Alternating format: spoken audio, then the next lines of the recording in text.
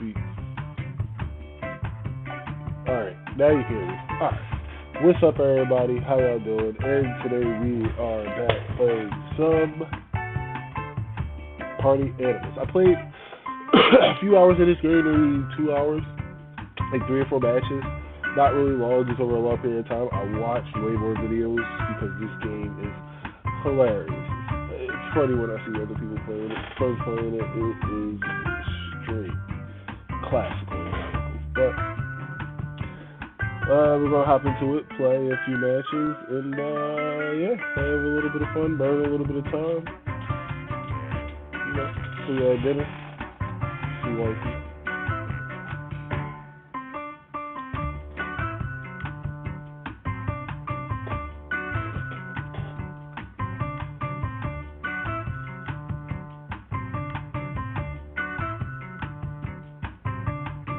But other than that, how's everybody else's day?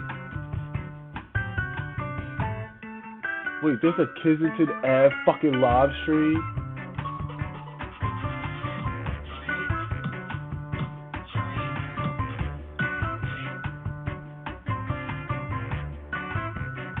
The cam does a lot. So you what? Stop recording, start helping. We are not your trauma porn stars. Savages, stop recording, start helping signs.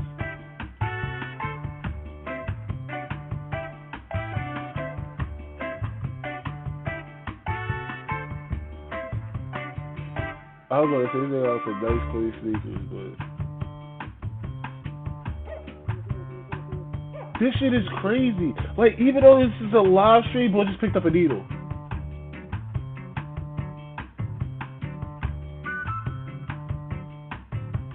What the fuck is he doing? They're putting it. Wait, bro, this is a live stream. You can literally see people doing drugs, serving drugs. People got chairs, suitcases.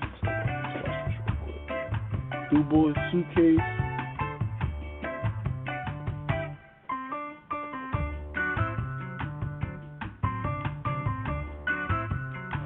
It's stuff to move. I want to see how far this camera goes.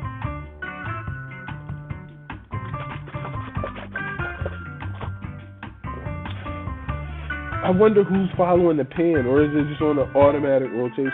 Which 9 times out of 10, I think it will just be on an automatic rotation. Because I wonder how long has this been up? Actually, let's see. For the last 7 hours.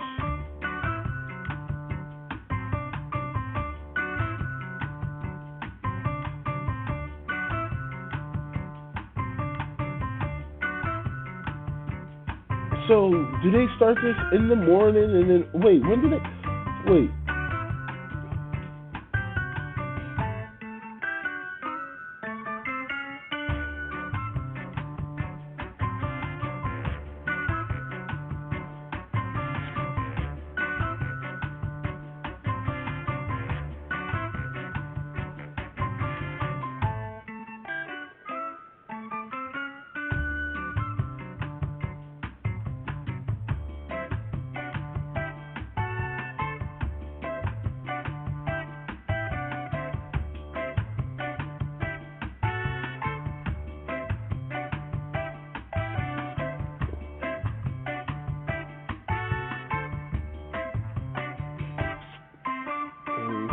Tips and all that shit right there.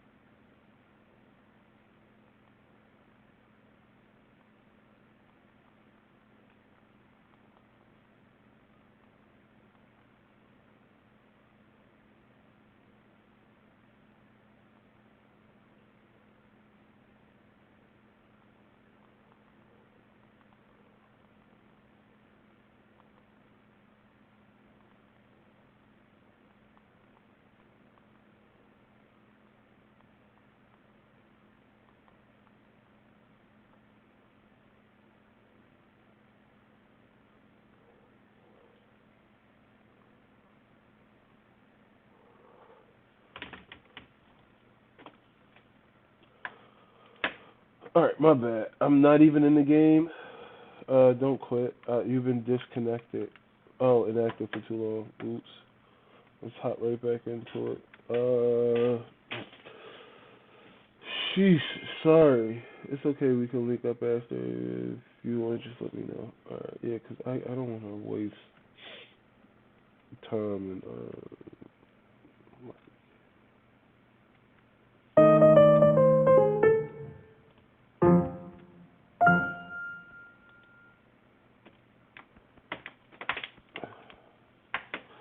Hey, everyone, don't even get all hype. I am a dog shit at this game. This game is fun.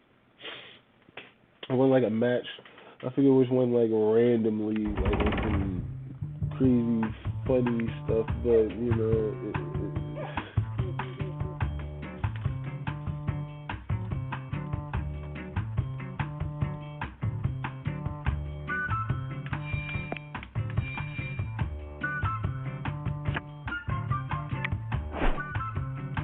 20. Ooh, baby.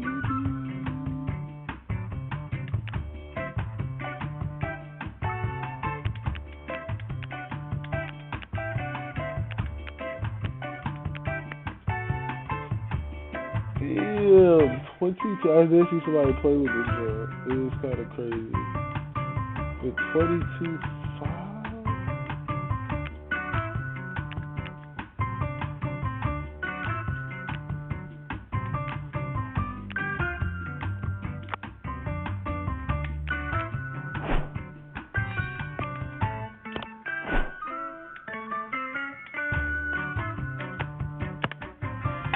Alright, let's get right to it.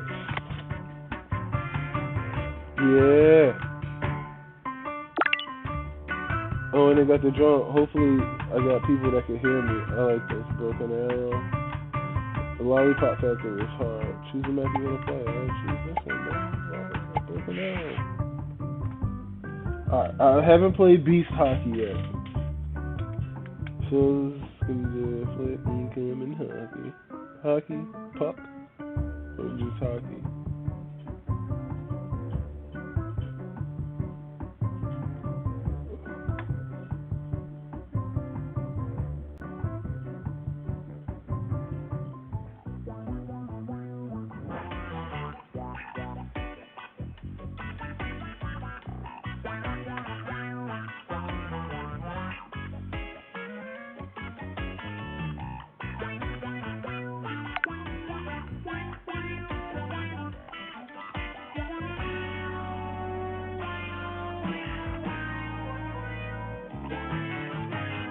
Monk E. I played with him before. That Monk E guy, yeah, he's been on. I remember that name. Yeah. Hey, can you guys hear him? Yeah.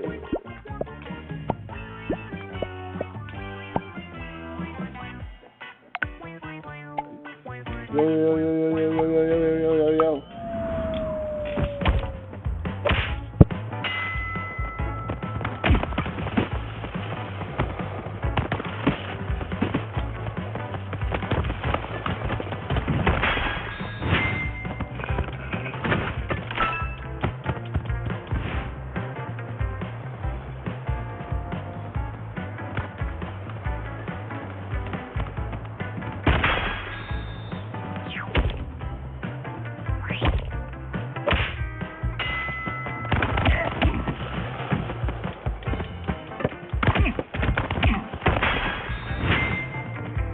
Just ran down.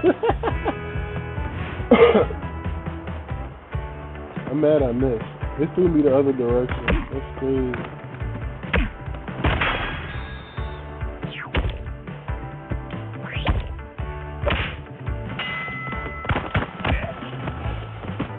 Yeah, but that nigga get the fuck out.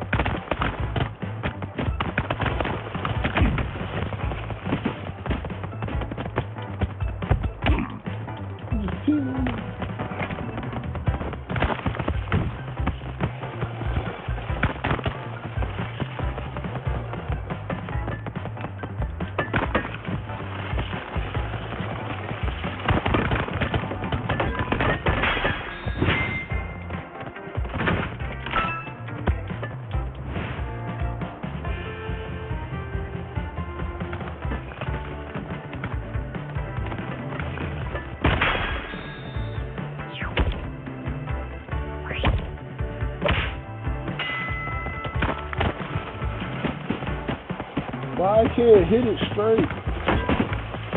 Oh, I got it.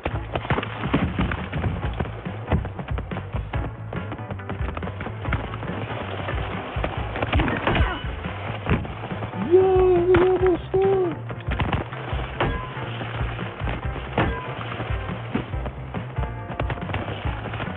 Oh, good shot, Kitty.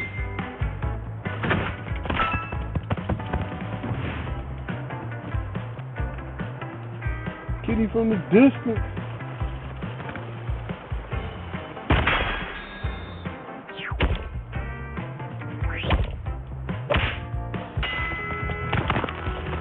Yo, why this? Yo, I got a mean fucking right hook. Oh. He got me the fuck out. Kitty. That nigga's gonna score. Bop. Bop.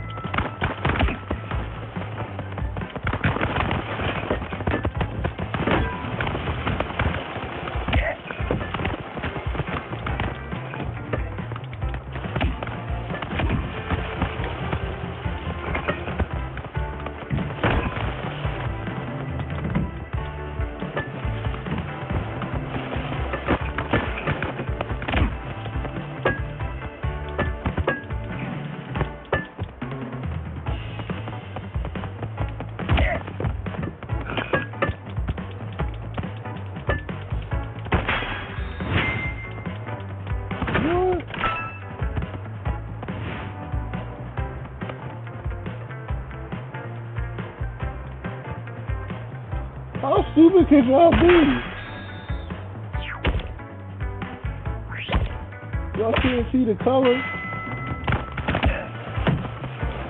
My goal. Out of here.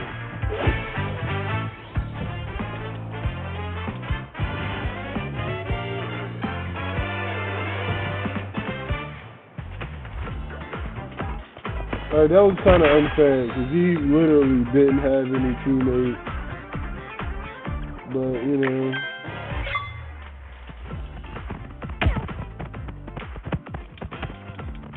Get off me, boy. Get out of here. You get my close up, you know what I'm saying? Get off me. I'm trying to get up.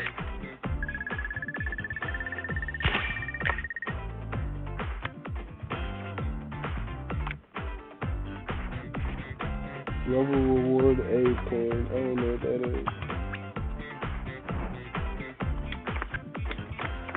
I'd rather play something like this. I don't know what that is.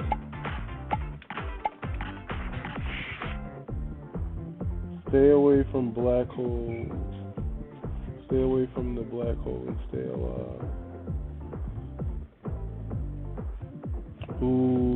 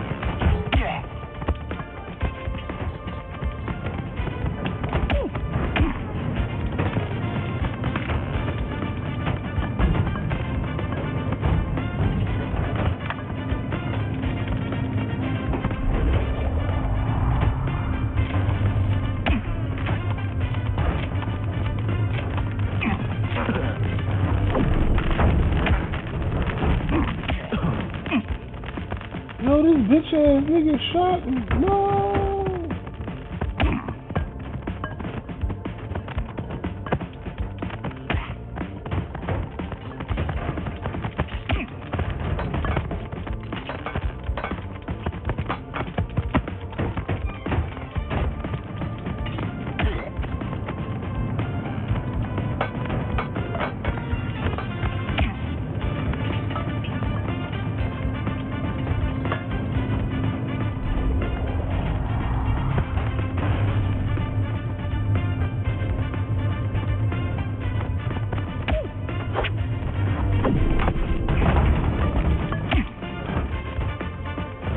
Yo!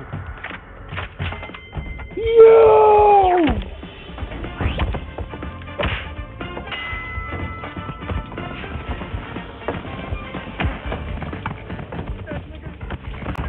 Come on, bitch ass nigga, yeah, nigga. I hear you.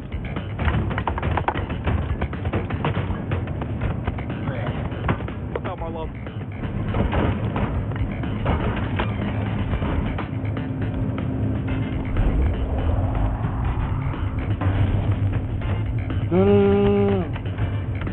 No.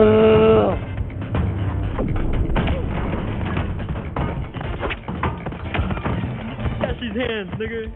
What, you want these hands, nigga? Come here. Come here. Don't run. It doesn't have to be like this, man. It don't. But you gotta get out of here. No, throw him. Oh, no, fuck out of here. Yo, get up.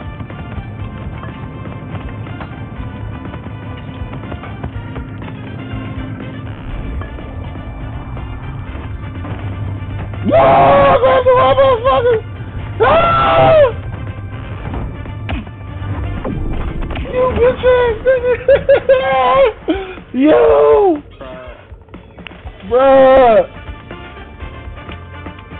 Come on.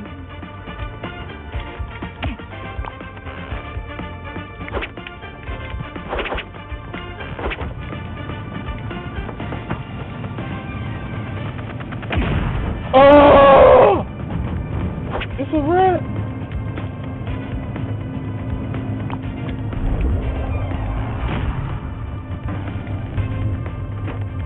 Grab onto something.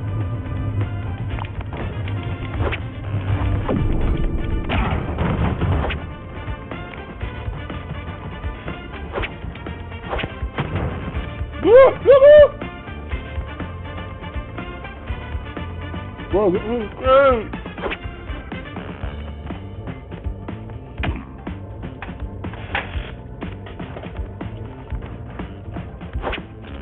good save! It's a rat.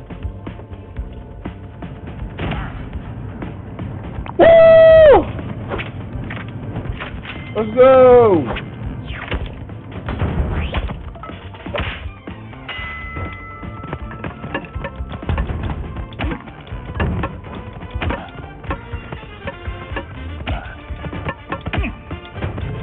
Bye-bye, teammate.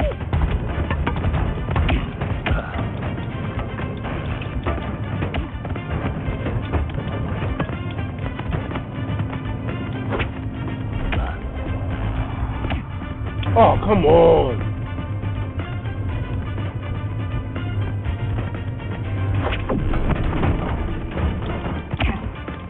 You bitch ass nigga! Yo!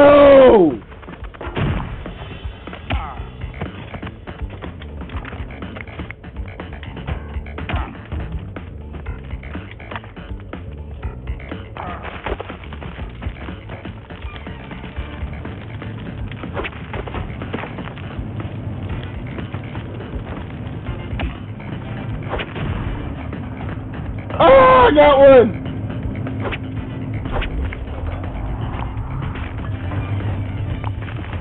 Yeah. Aha.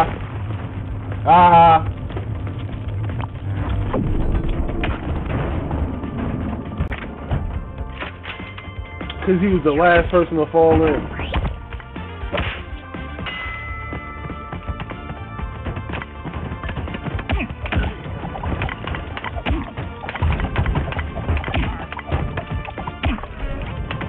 What?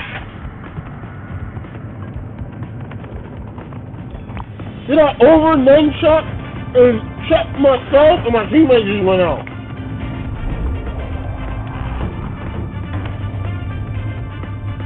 Oh, they all went survive.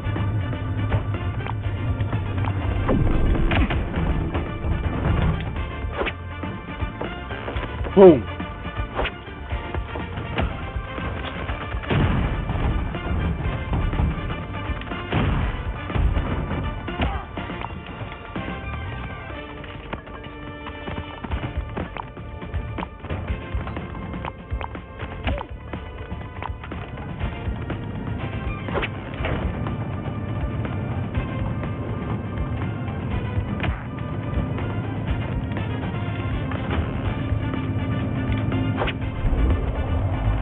I threw it too far. Yes, yes.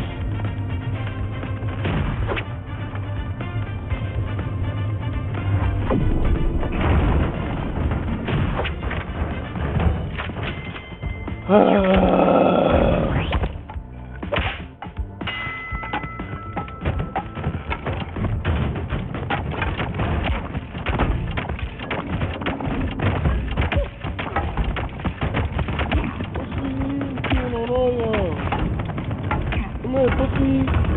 Don't run, nigga.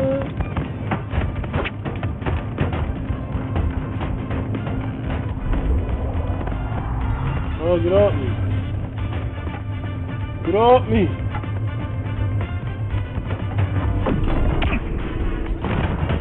Oh, me. I gotta knock the fuck out. No!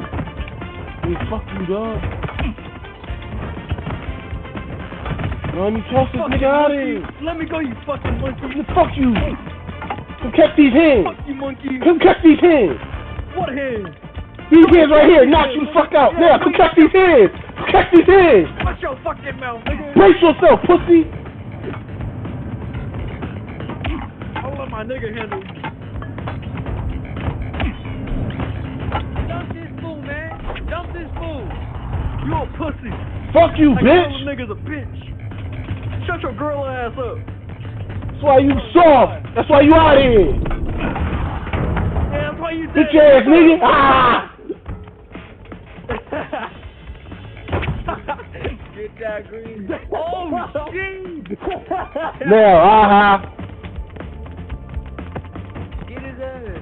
Come on. Donald Duck is a bitch, bro. Oh, shit. Got him. Bomb jazz.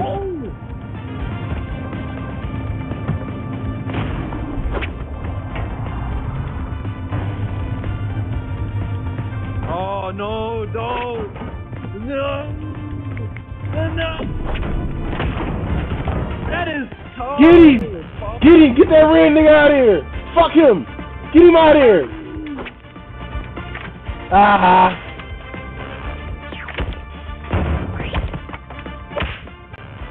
Yeah, I'm back. Catch these hands. Come here. Catch these hands. Catch these hands. Catch these hands. Catch these hands. Catch these hands.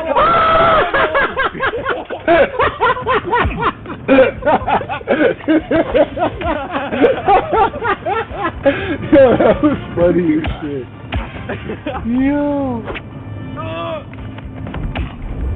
Yo, get him. Don't let him grab you. Yo, everybody team up on the red ball. Team up on the red ball. Team up on the monkey. Get him out of here. Hey, you just trying to be racist. Get him out of here.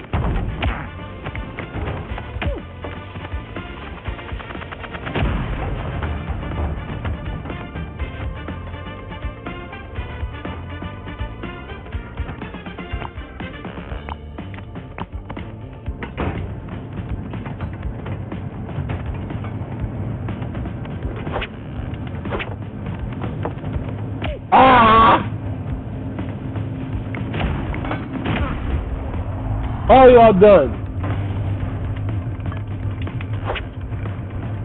Ooh.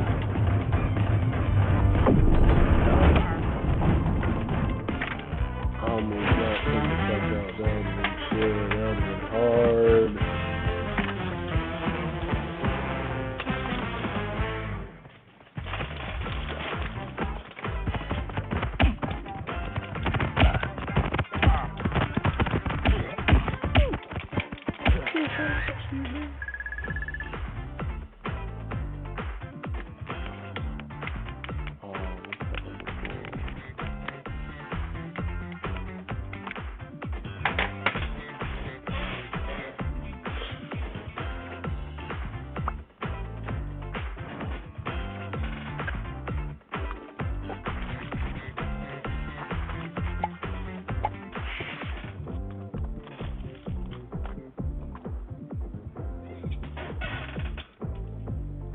Come on.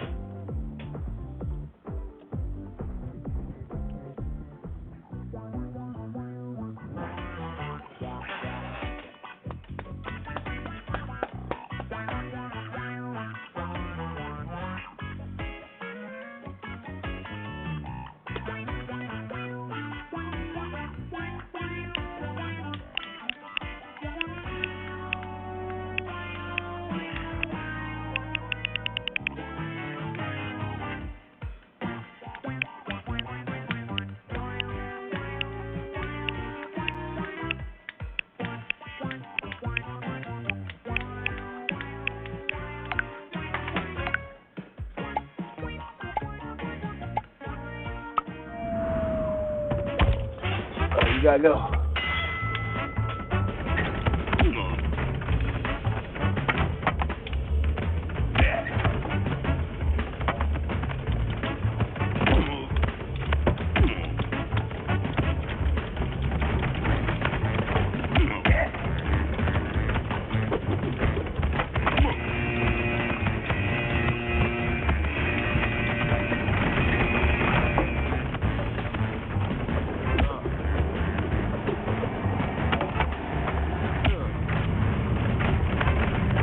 I will let go of this lever and we all die.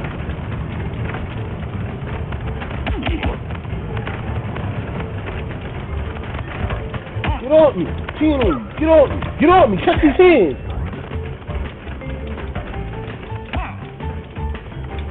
No, get off me, B! You ain't... Yeah, get off me, B! Get off me, B! Get off me, B! Ah, the kid! Oh! No!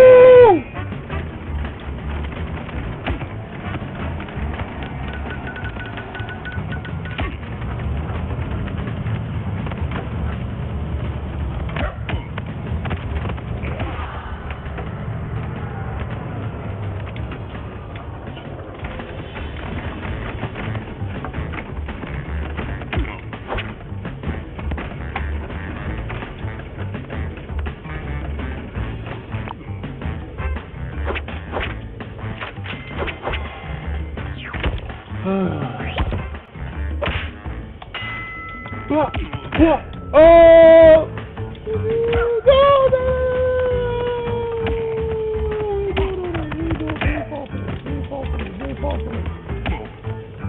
That's what you got going too, big kid.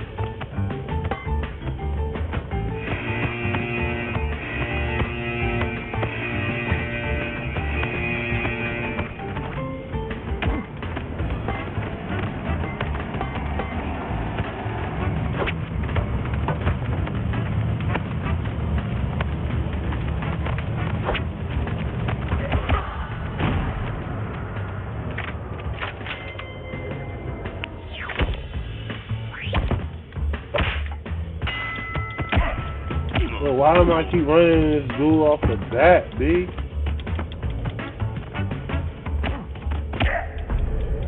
Ooh, no, fuck out of here.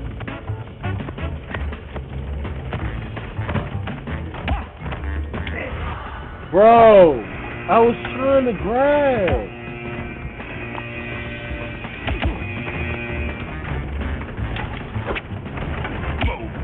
Got him!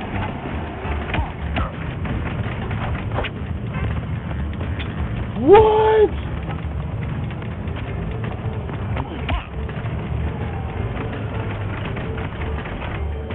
Oh.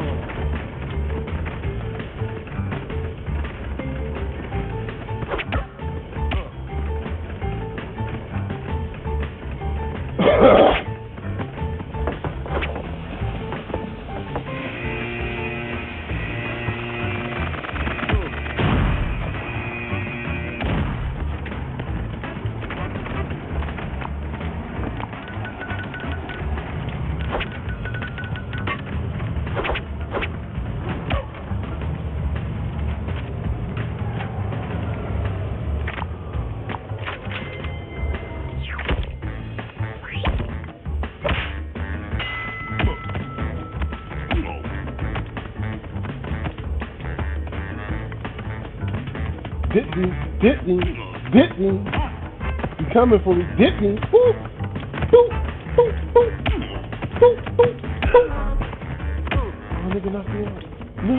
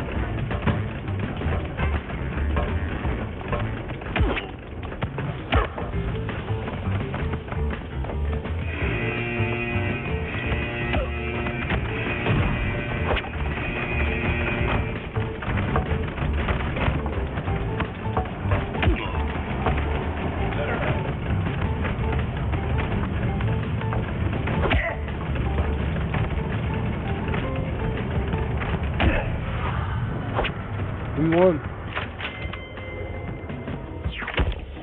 All I had to do was get you out, nigga.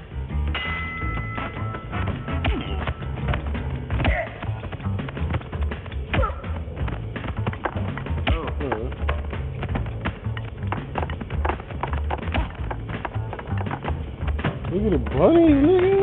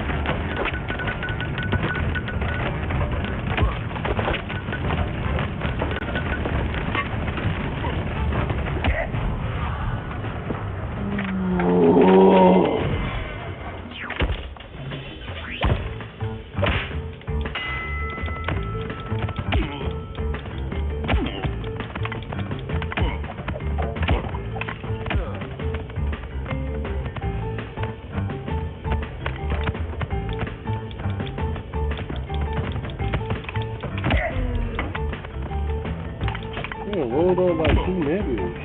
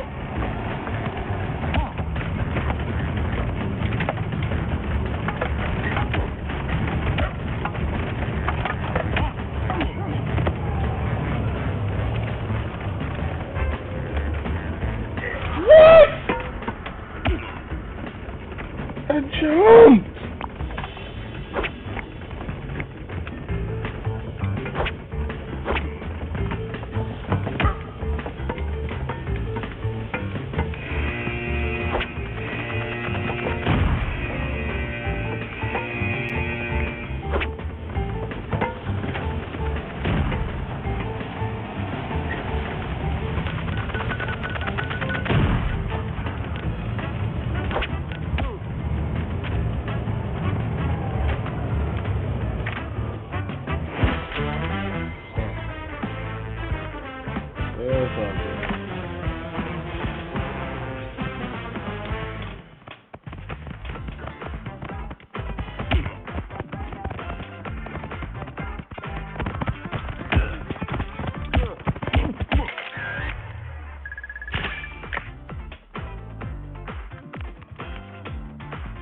Bacon Avatar.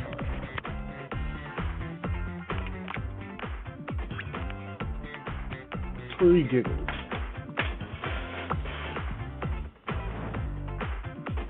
Now as more people was talking. So I'm like, who got this here?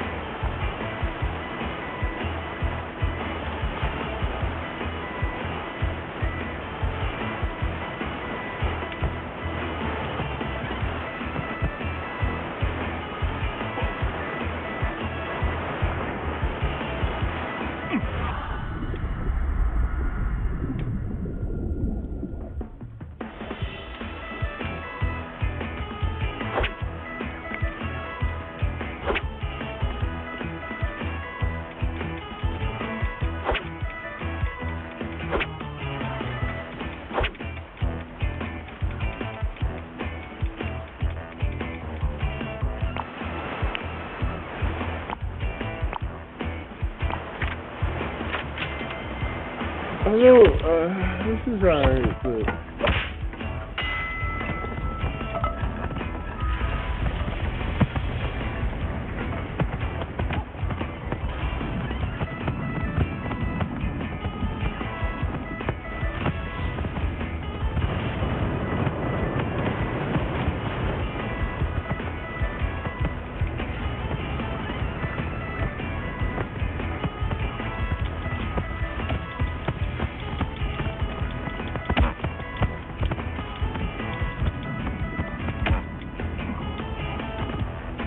I'm King Kong, nigga.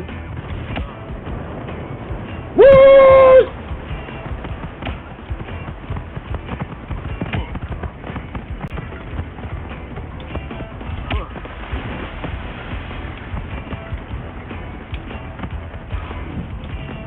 Get off of me!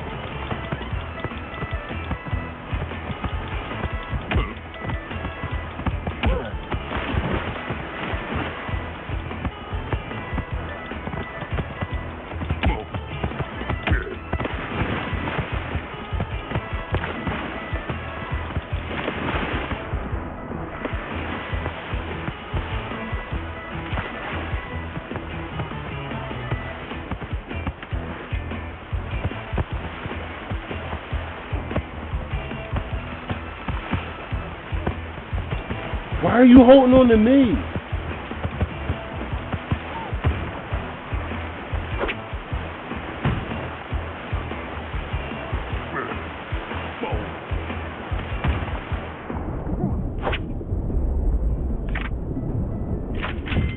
Because of me!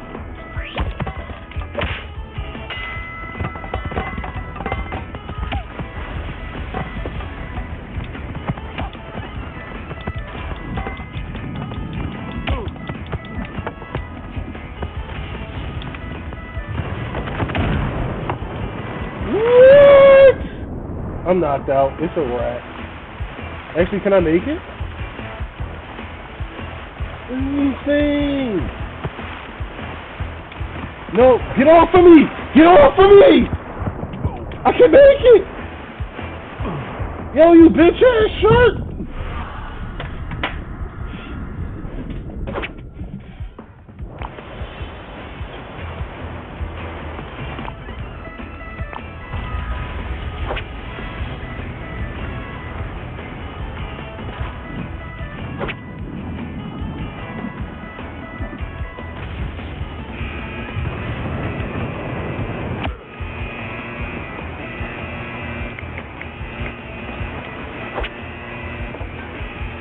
You just saying you ain't forget about me.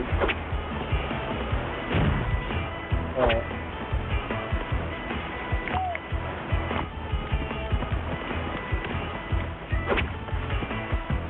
Oh.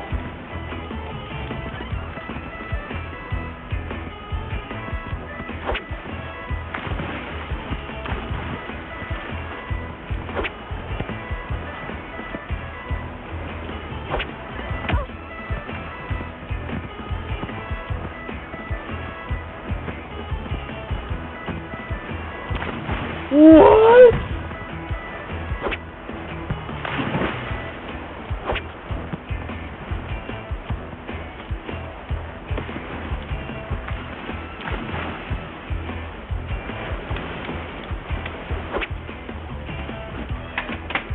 That shit punk. They ain't want me to knock that nigga the fuck out. They let him knock him the fuck out. Oh, he went down. What?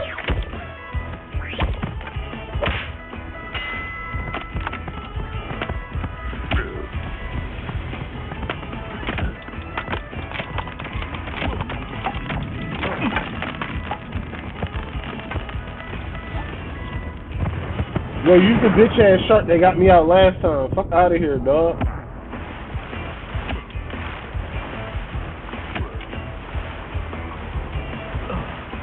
Yo, I can't grab? Oh, I was about to say. Fuck you mean? That's why you bitch ass out of here, shark. No, get off me, pussy. Get off me, pussy. Get off me, pussy. Come on, teammate. Green gang. Green gang. I said green gang, nigga. Catch these hands. Come on, bunny, catch these hands. Oh, that's me out. Oh! No!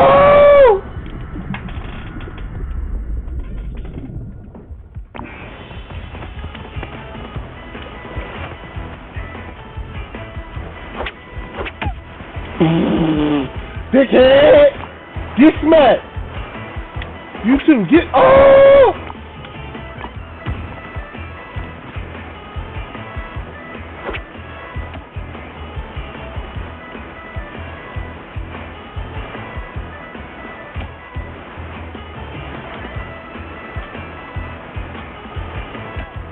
Let's go!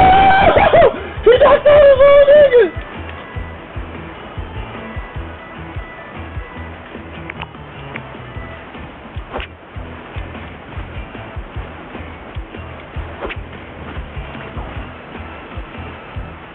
All you gotta do is hold on, buddy!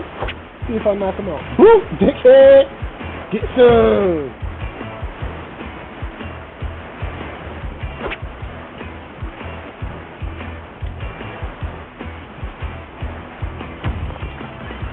Yeah, we win.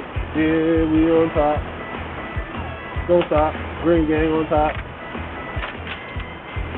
Hey, I need this other dub. We about to stop.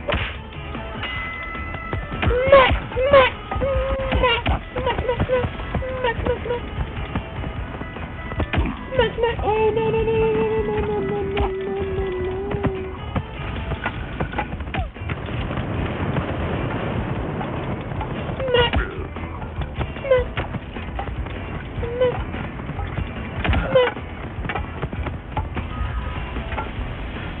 Swag game, dickhead, fuck you!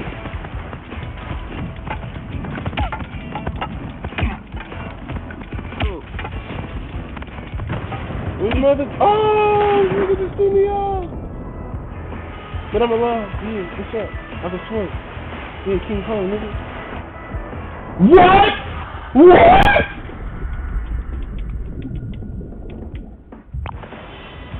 They did with Green Gang on top. Type shit is that?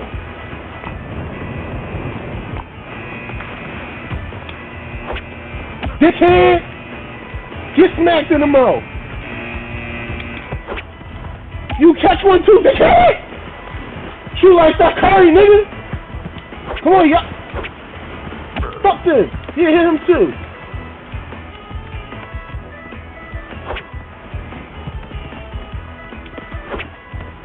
Dickhead! Oh!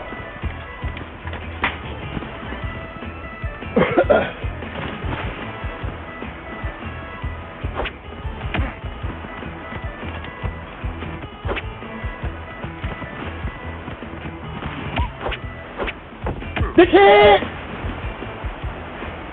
I mean red wing. I smacked the shit out of him.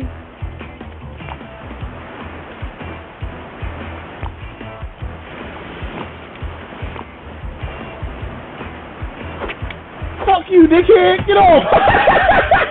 Dickhead! Fuck you, me! Fuck you, me! Dickhead! Oh, you so was, but you lucky. I smacked the shit out of that nigga. Fuck you, man. Smack, smack, smack, smack, smack. No! It's a rat. Reynolds, it's a rat. It's a rat. I already know.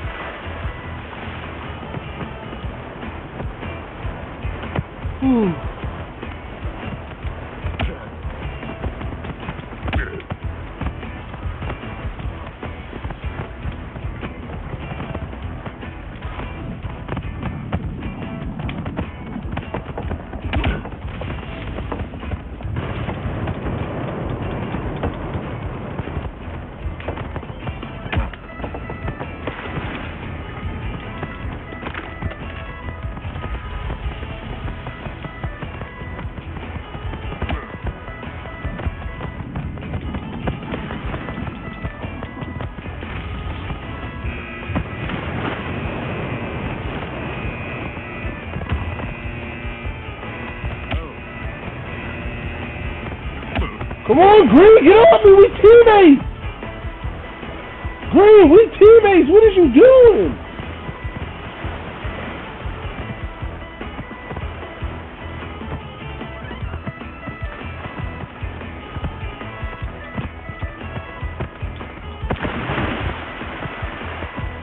Get off me. Get off of me. Yo, you's a dickhead. The fuck off me.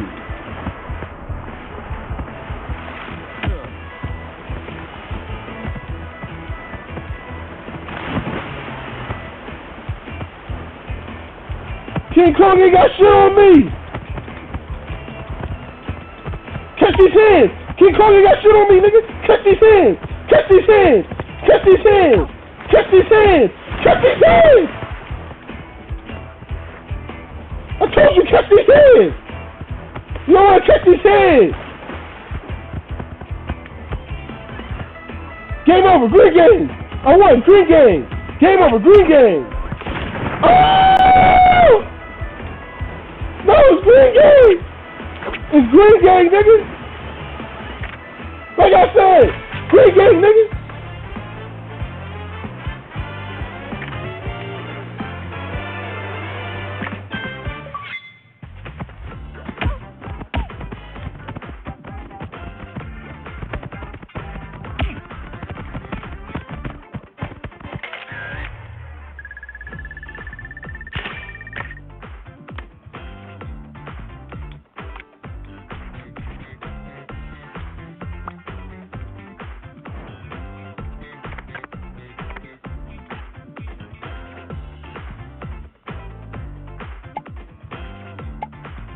B Shaka.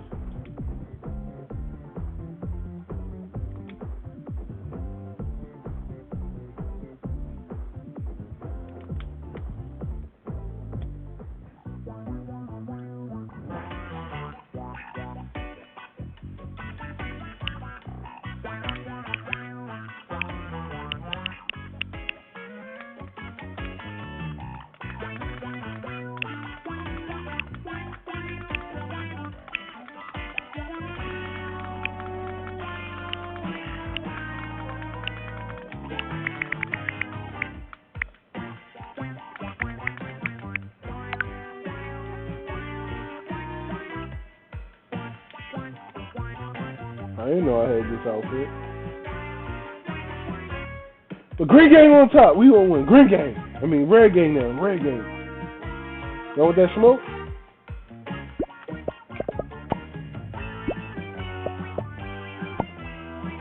Scratch your ass next to me, nigga.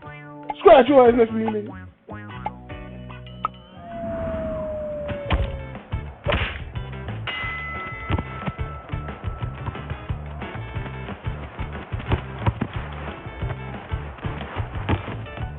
Oh, I hit it the wrong way. My bad, gang. My bad, gang. Green gang on top. I mean, red gang, red gang, red gang, red gang, red gang, red gang, red gang. Wrong way, wrong way, wrong way, wrong way, wrong way, wrong way, wrong way. Chill. Wrong way, wrong way. Chill. We got it. We good. Red gang on top. Red gang. Fuck it. Ronaldo. I'm not blood. You don't say that. I ain't blood, but red gang. We red of it. Red gang. Yeah. For sure, roll. Oh my, not oh, stop chase. Yo, alright, you want smoke?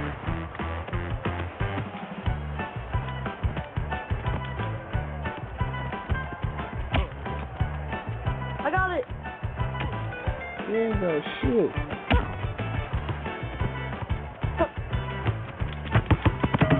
Oh!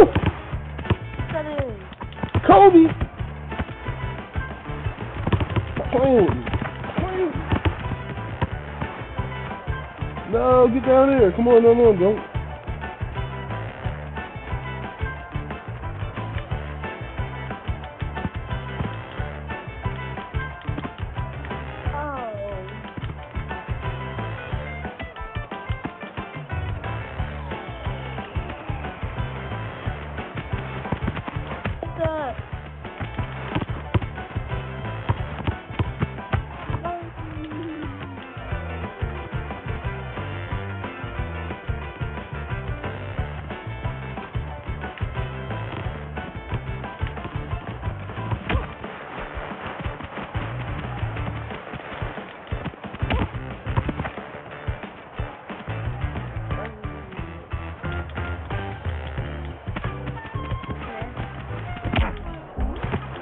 Kaden.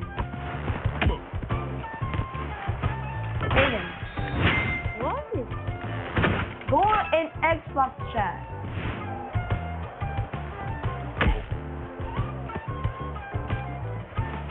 Hey, how y'all gonna let him score?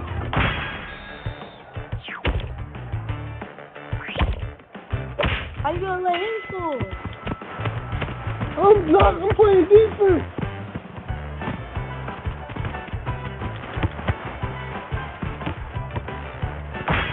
See, offense now. What's up?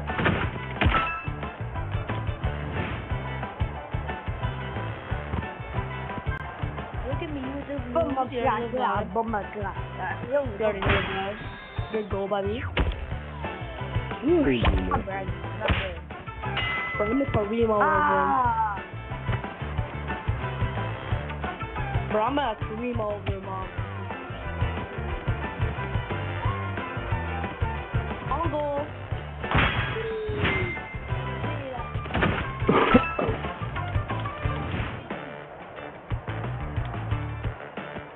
Am I the one with like shove my balls in there?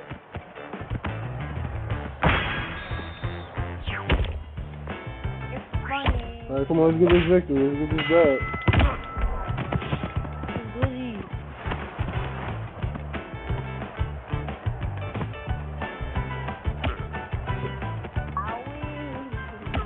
Come on, Black. Oh. Good hit.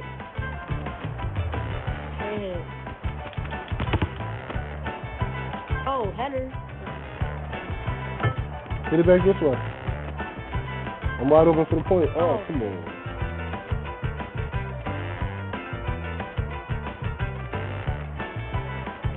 I got, oh, no, I don't. Help. Yeah, what's up? Good defense. Look at that defense. Yeah. Go. Let's go. 1v4. Come on, let's go. Yeah. We got this.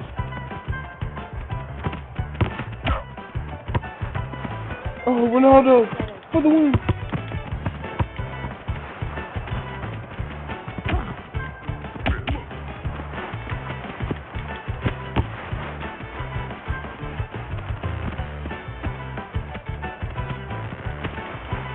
Oh, come on. We good. Don't hit it in. My bad.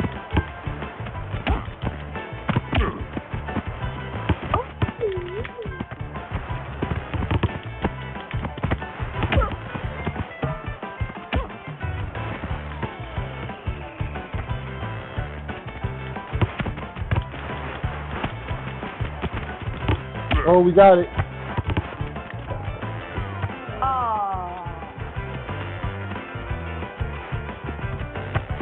No.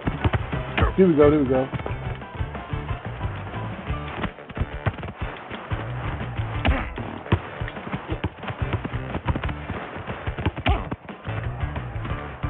Oh, you got it. Good point. Yes, in there. Good point.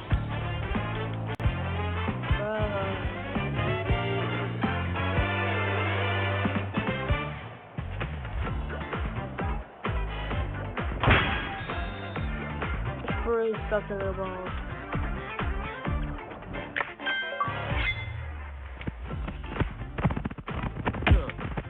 Their balls are ice dry.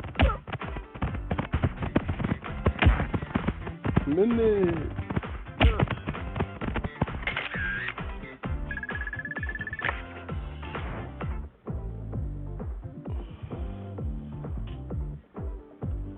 Alright, what time is it?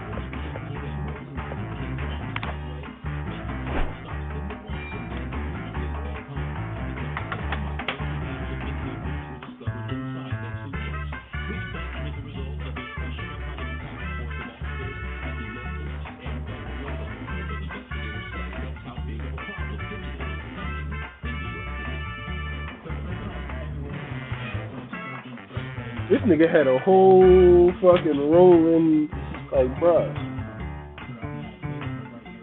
Alright, that was fun. I don't know how long I played. I'ma call it. I like trash talk and playing with people like that, but you know, it just I wish I had a bunch of friends, people online, but people don't online no more like that for real. So we did play for where's my time? It doesn't. Oh, an hour. See, another hour streaming. Played a few. Could play a few more. Actually, I honestly, I just might play something else. I kind of. Oh, my hand hurts so bad.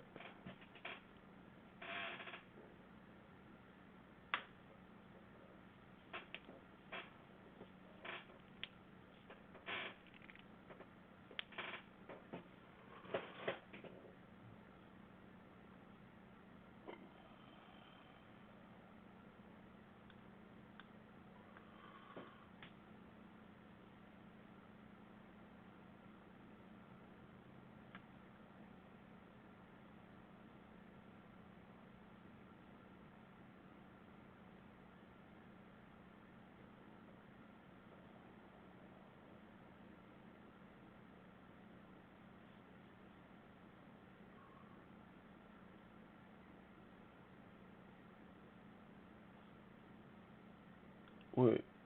And then only on 2, a Katie mother outraged after she says a school-contracted doctor crossed the line when he took her teenage daughter's pulse. Yeah, she says that despite the multiple pulse points on the body, the doctor took her pulse in the groin area. Furthermore, she says she does not believe Katy ISD will stop it from happening again to other children. Let's go to Debbie. Okay. At first I was like, take the pulse? Come on. But he used it. He said, wee. His hand went, wee. That inappropriate contact happened here on the Wood Creek Junior High School campus back in May, but to this day, she says she still has not gotten the response from Katy ISD that she wanted. She's hoping Did I? Yeah, I finished all my wings. Concerns, and leads to this one major change. I was like, oh no, that's not going to work for me. Beverly Smith thinks back to May 11th when she says her 13-year-old twins, a boy and a girl, and both Katy ISD athletes went to get physicals for strength and conditioning training here on the Wood Creek Junior High School campus. The doctors working for medical colleges of Texas were contracted through the district. My son went and saw the physician, and he came out, everything was fine.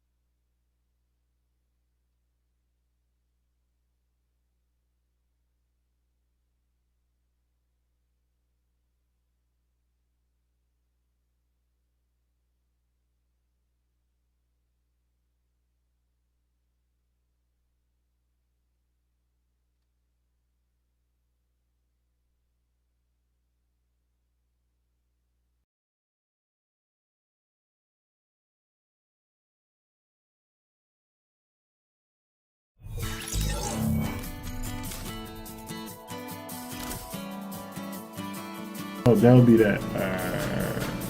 Yep.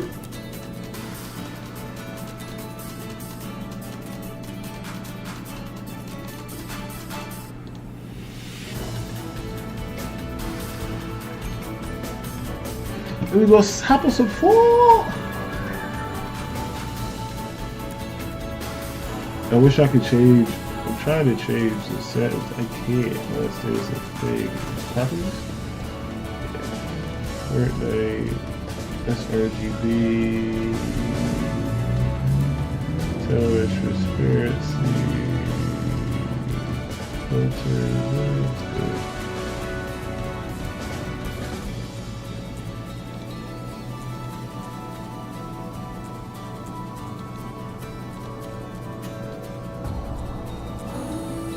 I want to bring up chat in the filter, but you know what? We're happy we're on. You feel me?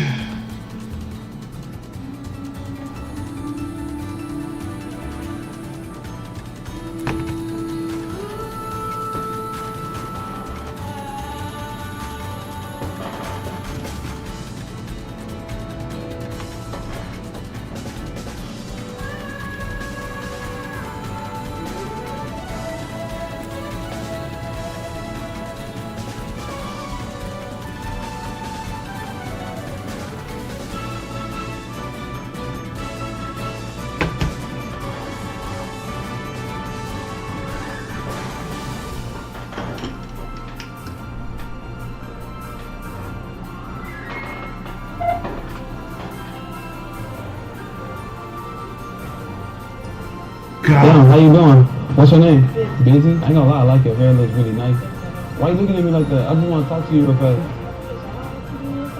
So why you insulting me like that instead of just like hearing me out? Can I get your number before you go? My name Kilo. How can you be an asset to me? Asset? You know how to make it clap? Like the actual sound? Can I record it? For sure. She go, you know. Tippy? Yeah, like her tipping, I guess. For sure. Let me hear it actually. Oh God. They're crazy. Clappers. Them real clappers. I like that. Your house is like your car or what? My house is bigger. My house is better. Yeah, we can definitely, you know, work something out. My bad, I'm just doing it on Instagram. Yeah, Instagram crazy. God damn. I'm gonna hit you up. Let's go. We locked in for sure. I got you. Key line. I thought you was going that way. Damn, how you doing? What's your name? Busy? I ain't gonna lie, I like your hair, looks really nice. Why you looking at me like that? I just want to talk to you.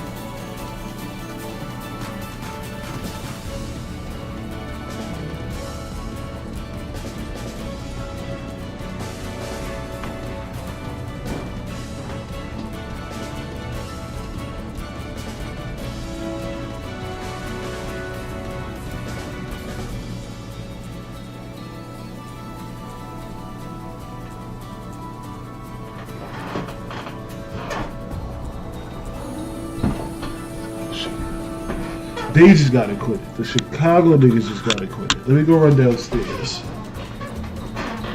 I wanna go help that shit out.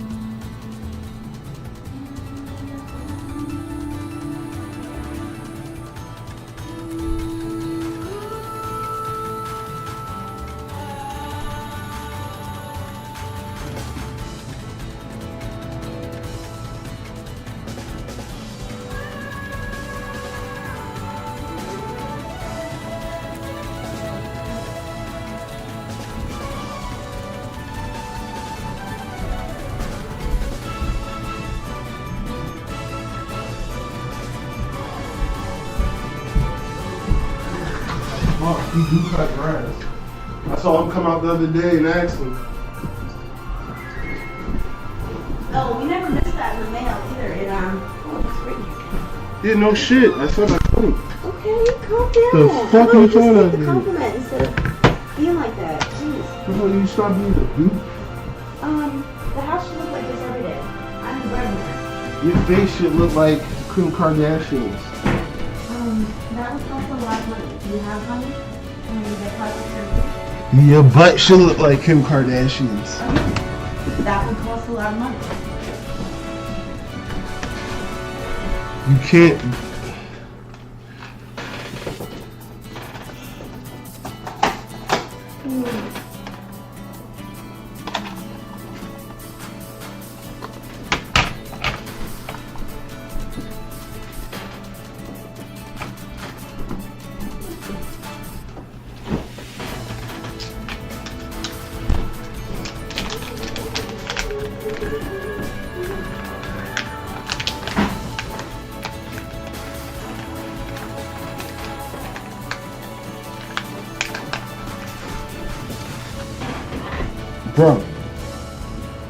Bro, Spanky. What's wrong with him? Is he okay? What's wrong, Bubba? No, nothing but food and water. Oh wow, that thing is hard as a rock. Yeah, it's frozen. No lemonade tonight. Motto. Unless you sit it out. Yeah, this is about a bread and shit, I guess.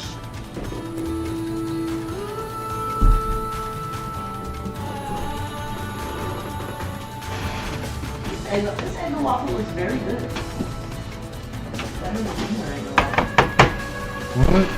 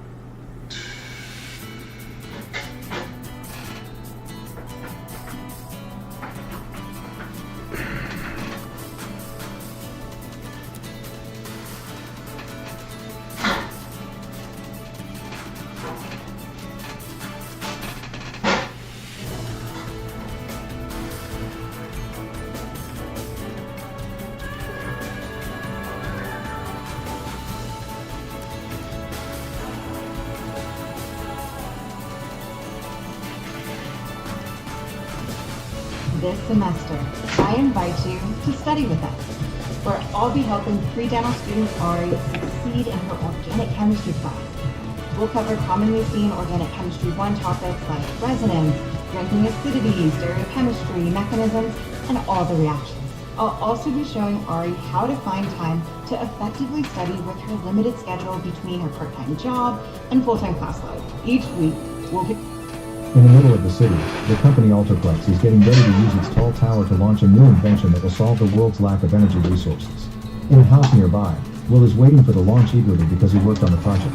His nephew Donnie is playing with his toy airplane and Will's sister Mia is worried about her son's health, but Will promises everything will be fine because getting good doctors for Donnie was part of the company's deal. After a countdown, the launching finally occurs and the family watches with awe how a huge beam of light appears on top of the tower and goes up into the sky, making Will surprised that it's actually working. A week later, reality shifts and Will appears inside a pod in another version of his world, only to come out and discover that the Alterplex labs here are a complete mess. Will takes a mysterious cube from the pod, then searches some drawers for a charger that allows him to get his computer headset working again and log into the company's system. Then he starts to make his way out as he records a mission log, and in every room he's devastated to find dead bodies belonging to the company's employees. The emergency lights keep flickering, there is rebellion graffiti on the walls, and the writing is mirrored, which Will thinks confirms he's in what he calls the Echo world. Once he leaves the building, he finds the city in the same state, dead people and wrecked cars everywhere, smoke coming out from many buildings, and the same beam of light coming out of the Ultraplex tower. Suddenly his battery starts dying again, so he has to rob a dead person to keep his computer working. Then he calls his colleague Abigail, who is surprised that he's alive and informs him of an attack on the laboratory that destroyed the cube. While Abigail sends Will some coordinates, Will remembers how it all started 9 months ago. Ultraplex announced that they found a way to convert mass into pure energy and that they would launch this system through their energy tower to power the whole world for the next millennium. Shortly after the announcement, Will received an invitation to the Ultraplex offices and he attended to meet with Abigail, who was the chief of operations. She was impressed by the fact that Will was both a physicist and a pilot who went from the Air Force to working for NASA. She also had lots of information about his career that was supposed to be classified NASA files. Will realized this was a job interview and turned it down, but Abigail soon pulled the big guns. She promised a house for his family and medical treatment for Donnie. She also mentioned the possibility to explore impossible frontiers besides space. Will was curious and asked for more details, but he had to sign a non-disclosure agreement first. Back to the present, Will touches Donnie's plane in his pocket while trying to call Mia, but he keeps being sent to voicemail. Then he continues to walk through the city, which is deserted and on fire at some spots. He's amazed at the fact he's on Echo and keeps checking the cube, which is still loading the diagnostics. The tower keeps on shooting its beam and will calculate he'll be there in an hour. After walking through a few more blocks and seeing a bunch of bodies, Will finds a TV in a store showing the news. After the beam was turned on, Ultraplex went into crisis mode and the area was put under lockdown. While the authorities tried to evacuate the city, an environmental group known as the Rebels led by Hugo attacked the Ultraplex labs and tower to punish them for their invention, which according to them endangered the planet and would subsequently destabilize the system. However, many witnesses saw the Rebels attack random people too. Meanwhile, Ultraplex launched its own security drones and was working with the police on the evacuation, and the effective ratio kept being increased every day. At that moment, Will hears some thunder and looks up to discover a second glowing hole has opened in the sky, which he blames on a gravitational anomaly. He begins making his way towards it and finds a lot of dead birds on the ground. He also finds a boat in the middle of the road which he guesses was dropped by the anomaly. Will is commenting on how it seems to be sucking the atmosphere when suddenly there's an explosion that hurts his hand and leaves a ringing in his ears. He rushes to a pharmacy and treats his wound until his headset tells him he isn't in danger anymore. At that moment, the cube finishes charging and all the metal objects on the counter get stuck on. Then Will hears an alarm, so he cleans the cube and runs outside, where he discovers a drone attacking a van full of people. These are the Rebels, who soon shoot down the drone before a second vehicle with Hugo arrives. The group sees Will and opens fire, so Will immediately runs away, trying different doors until he finds an open one to hide inside. He finds a crowbar on a table, but before he can use it, he finds mine on the floor, so he runs back outside as the explosion hits him from behind, leaving him dizzy. Will keeps running for a while and takes some stairs to reach a roof, but he falls from the pain and is cornered by a Rebel. However, the man doesn't shoot when Will recognizes him as his former co-worker Mike, who is surprised to discover Will is alive. Before Will can ask questions, the alarm is heard again and more drones arrive to arrest them. Mike immediately hides, but Will explains he works for Ultraplex and says his name. The drones don't believe him because Will is listed as dead, so he proves it by showing the cube. The drones scan it and announce someone will pick him up soon, but at that moment, another anomaly opens in the sky and a burning train falls to the ground, scaring the drones away. Afterward, Will has another flashback from 3 months ago. While Ultraplex's CEO Bernard kept promoting the launch of his tower, Abigail gave Will a locator because once the tower went live, he had to be on call 24/7. That was also the day he met Mike, who was a guard back then. Back to the present, Mike explains to Will that the Rebels raided the lab and that he saw Will die. At that moment, the word redivider appears on the cube and makes him revisit another memory. The first time he visited the labs, Abigail showed him a video to share the details of the experiment. Fossil fuels had reached their end and world energy consumption tripled in the last decade. Sorry I'm late. Trying to close our books. It's the end of the month. What do you guys have, like an accounting army? Actually, So Ultraplex created a device based on superstring theory that deconstructed spacetime into a bunch of dimensions. This would allow the tower to create a mirrored echo of this world, which would be the same in every detail except it wouldn't have light. That would make it a provider of infinite matter that could be transformed into power. The tower would act as a bridge between both universes and harvest the Echo's mass. Then Abigail showed Will the travel pod, which will take him into the Echo together with a cube that will counterbalance any instabilities. In the present, Will checks the cube and notices there's a countdown to collapse with 20 hours left, but he doesn't know what it means. Then it explains to Mike that they never intended to hurt people and that the Echo was supposed to be like this. Mike doesn't believe it and points at the fallen train, so Will shares his theory. He thinks the Echo is fighting back and bringing back its stuff to regain balance. Will wants to keep it all a secret and reach the tower, but Mike thinks they should tell people. Suddenly a car parks next to them and Abigail comes out to immediately argue with Mike about what he did to the lab.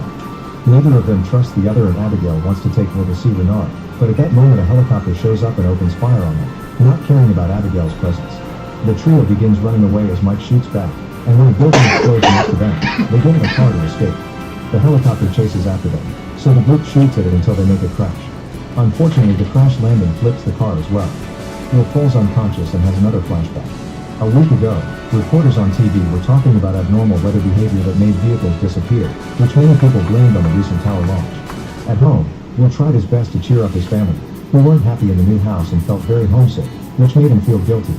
Back to the present, Will wakes up and leaves the car, checking the cube to confirm it's okay. Abigail and Mike are fine too and arguing again, so Will explains to Abigail that the helicopter didn't shoot because of Mike, they shot at him because he isn't part of them anymore. He asks her to take him to the tower, but Abigail doesn't understand why since the rebels destroyed the cube. Will just asks her to trust him and they leave together.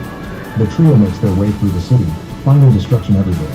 Will gets a gun from Mike and keeps on trying to call his family to no avail, but at least Abigail says she made sure Mia and Donnie were evacuated.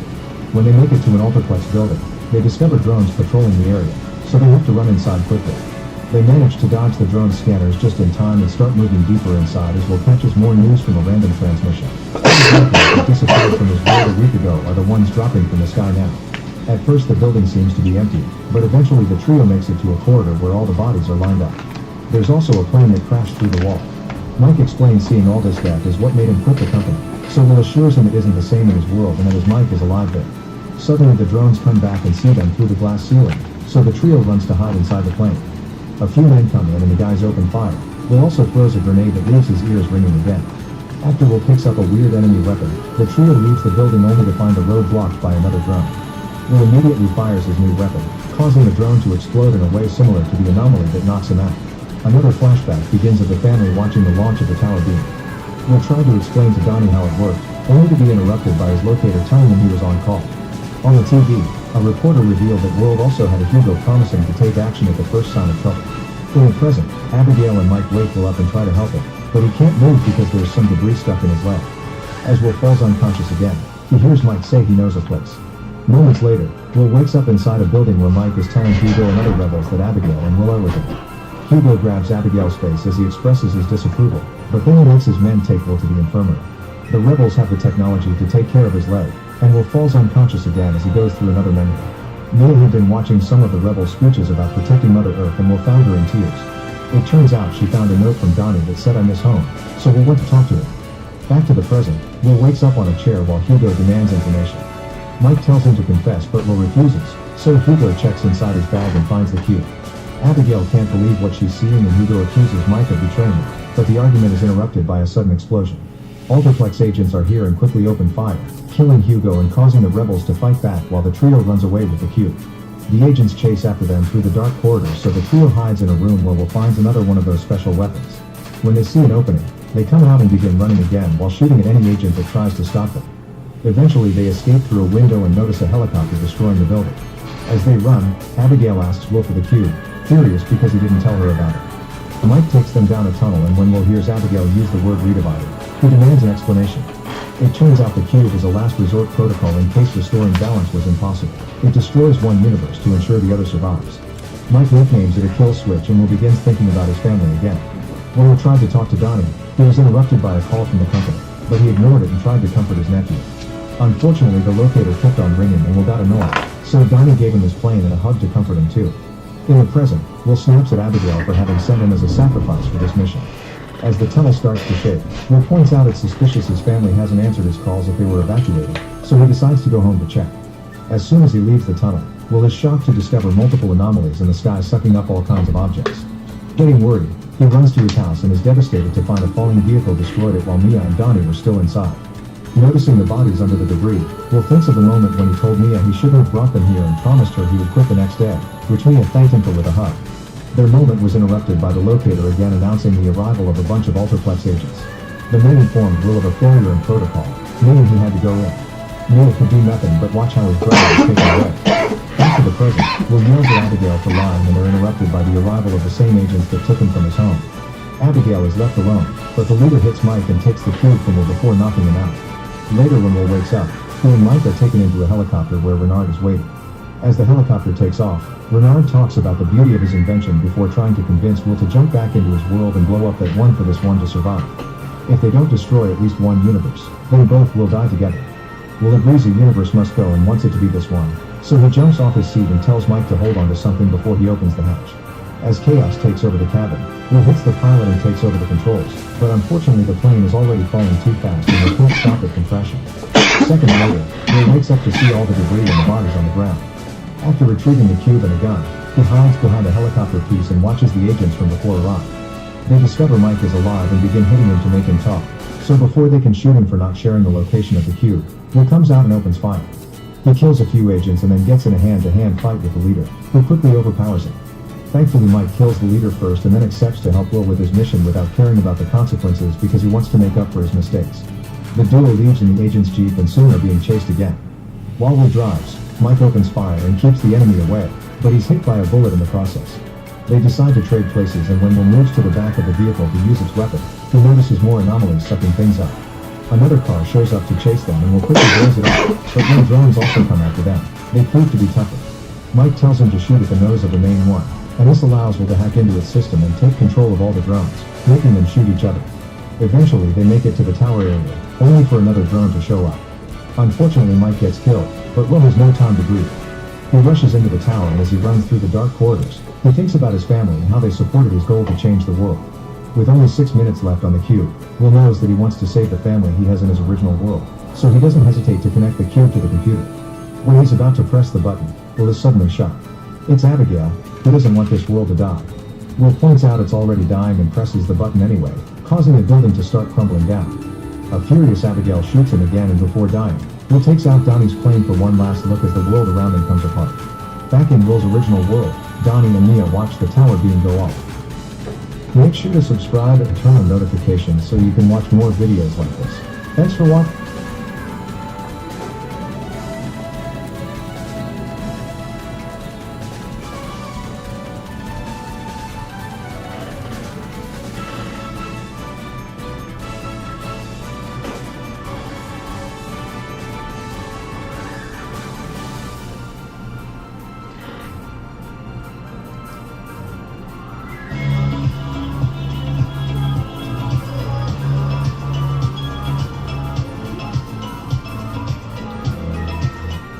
New details on the manhunt of the last suspect in the Bronx daycare theft case. Prosecutors say the NYPD and DEA agents were closely tracking Felix Herrera Garcia from the moments they learned he was on the run. They say law enforcement knew the 38-year-old husband of the daycare center was in Texas on Sunday and learned he'd gone into Mexico the next day. Garcia was captured on a bus on Tuesday and he is now awaiting extradition back to the U.S. Meanwhile, prosecutors say Garcia...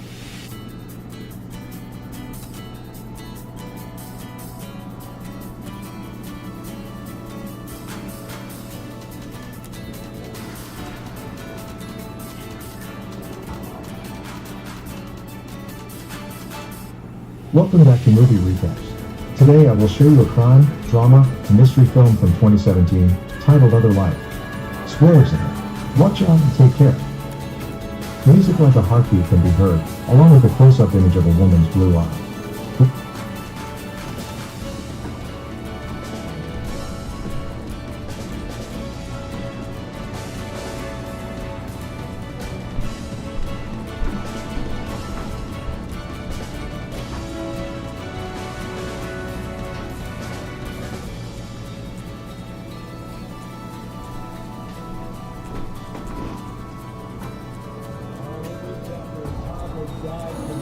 Closing at a Bronx daycare, a new danger now involving yet another child care facility. East Harlem teen now behind bars for allegedly making ghost guns in the same apartment where young children were being cared for. This 11 person holder is live in East Harlem with the details. Thank you. Good morning. East Harlem teen now behind bars for allegedly making ghost guns in the same apartment where young children were being prepared for. It's 11 says the folder of this lab in Harlem with the details. Christy, good morning. Good morning to you, Vanessa. There are 7,000 of these home daycares across the five boroughs in New York State. These two instances, the fentanyl poisoning, the ghost guns, really highlight the fact that we never know what's going on inside those daycares outside of the one annual inspection that they are generally subjected to. Just last night, we learned that 18-year-old Karen Coley was picked up and arrested on felony gun charges. That's for including an assault-style weapon, loaded guns, this according to police, all made inside the teen's bedroom. That was inside a Harlem daycare with a 3D printer. The mayor vowed change must happen to protect our most vulnerable in the city. Who would have thought that we must add to our list of inspections? Do we have 3D printers that can print guns? This is a heartbreaking scenario.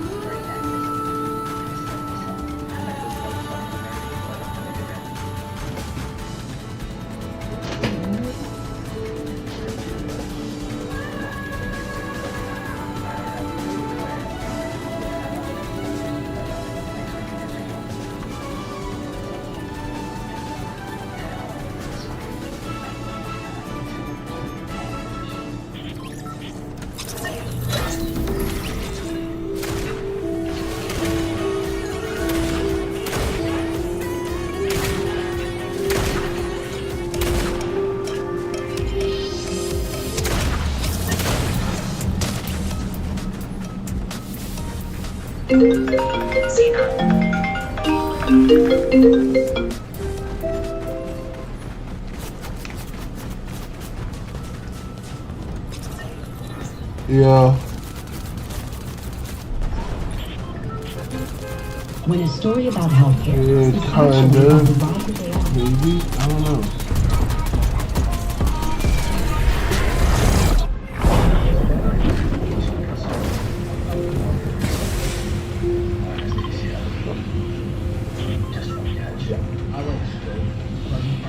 Yeah, the washed up old head who be outside with fucking Mike all the time. He said he what?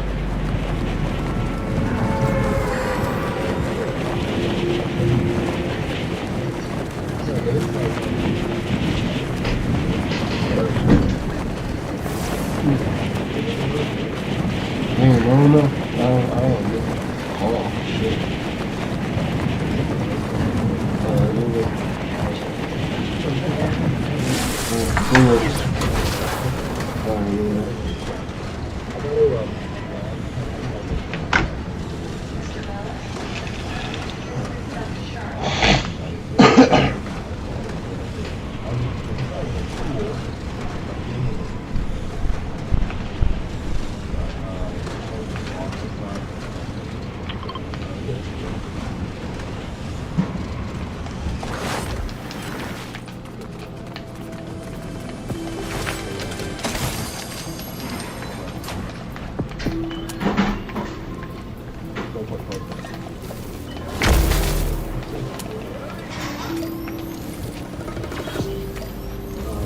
They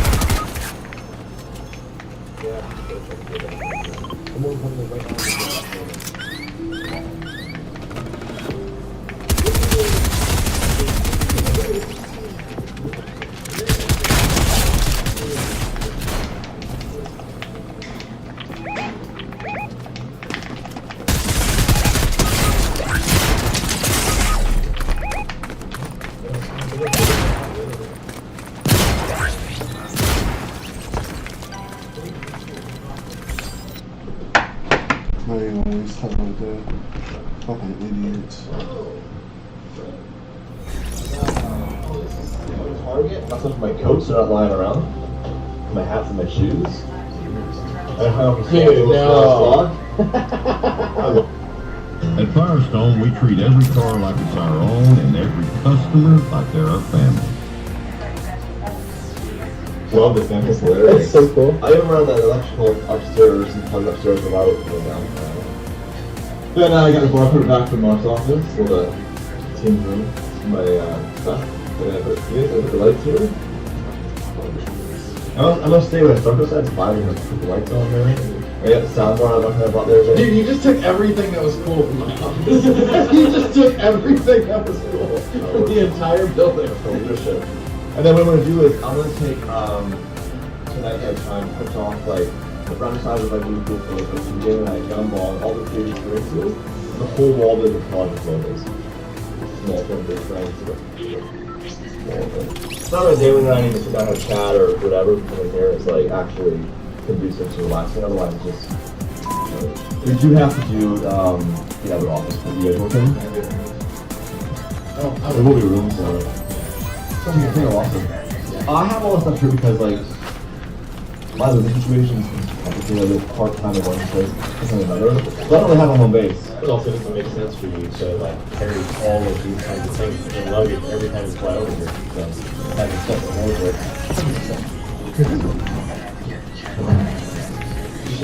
Nice to sit down here. Bro, you can't post it. Oh yeah. By some coworkers.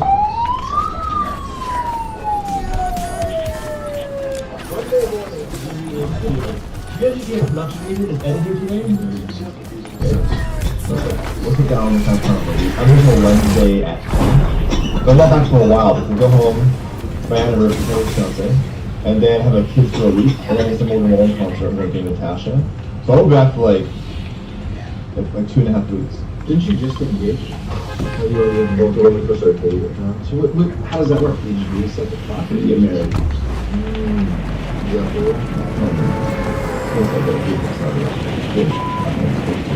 But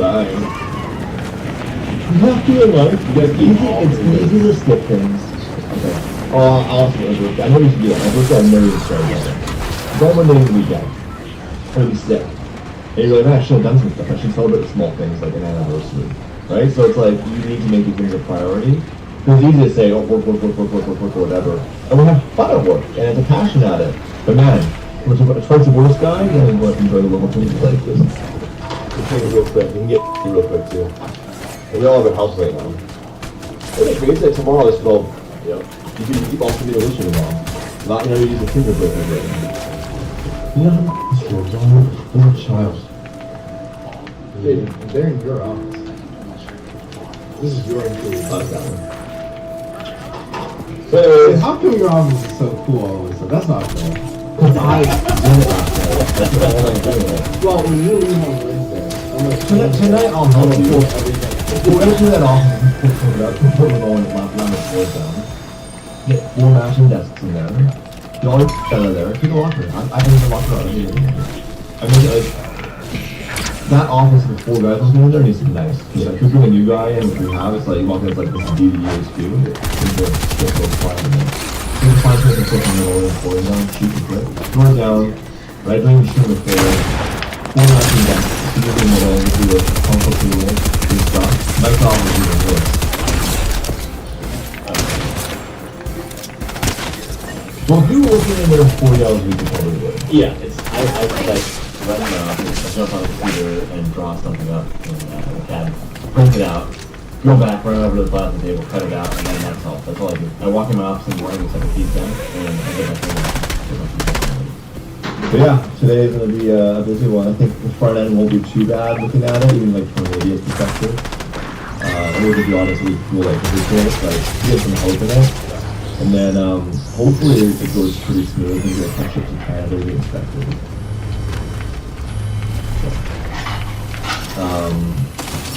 And then we have a bunch of asphalt videos in the bank that could go through. And Damon apparently is buying a car this month. So we'll that in Kelowna. My 599's in Kelowna. I had all these motor cars fix the shifty bed again. From preparation to completion, DeWalt has a full lineup of tools made specifically for the phases of electrical work, because your specialty is our specialty. DeWalt, precision at every step.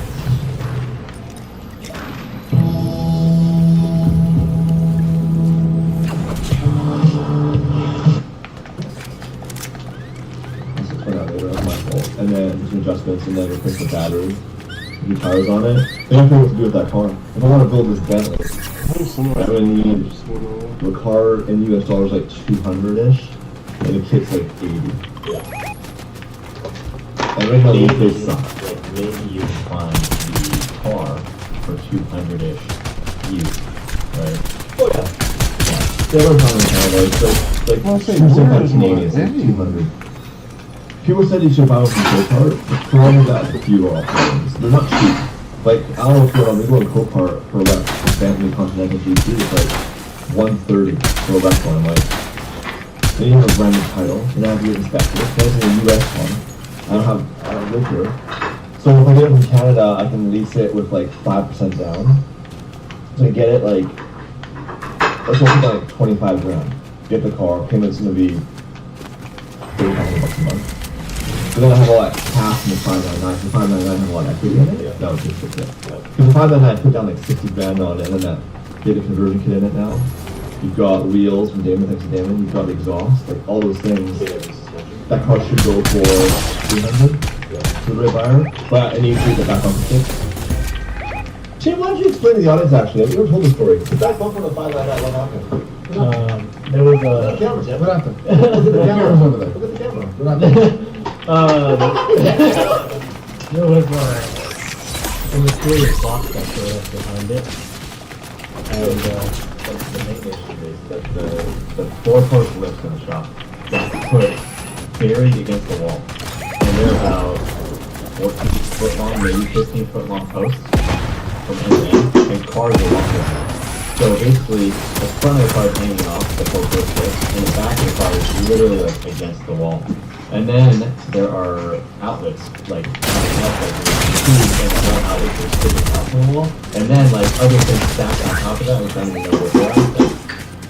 Like Wi-Fi extenders or something like that. So it's like something that's sticking like this far out of the wall.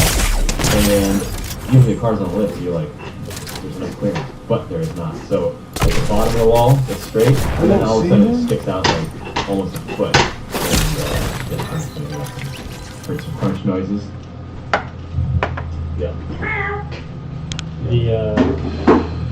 The rear of a 599 is a little bit longer than the rear of an F12, if anybody wants to know.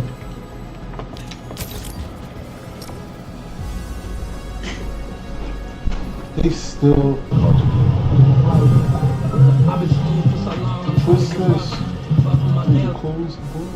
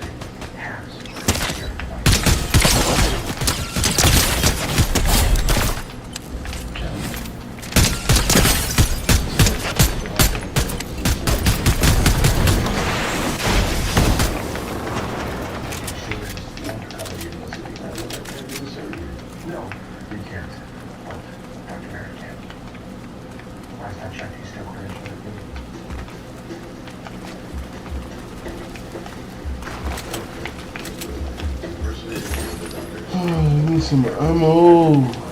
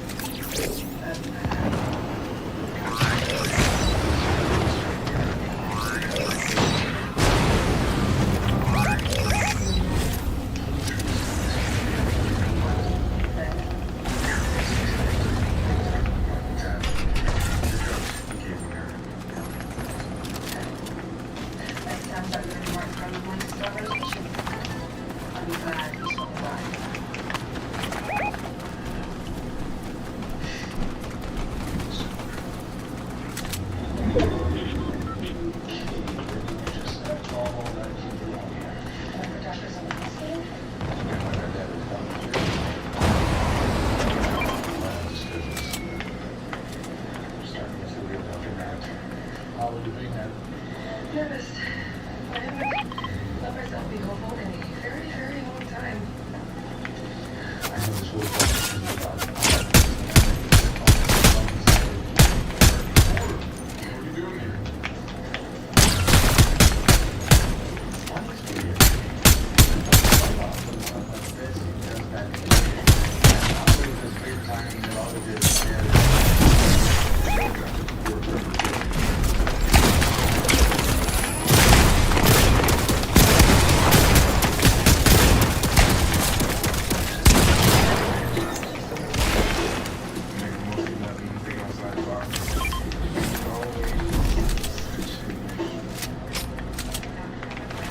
Bro, every shot was dog shit.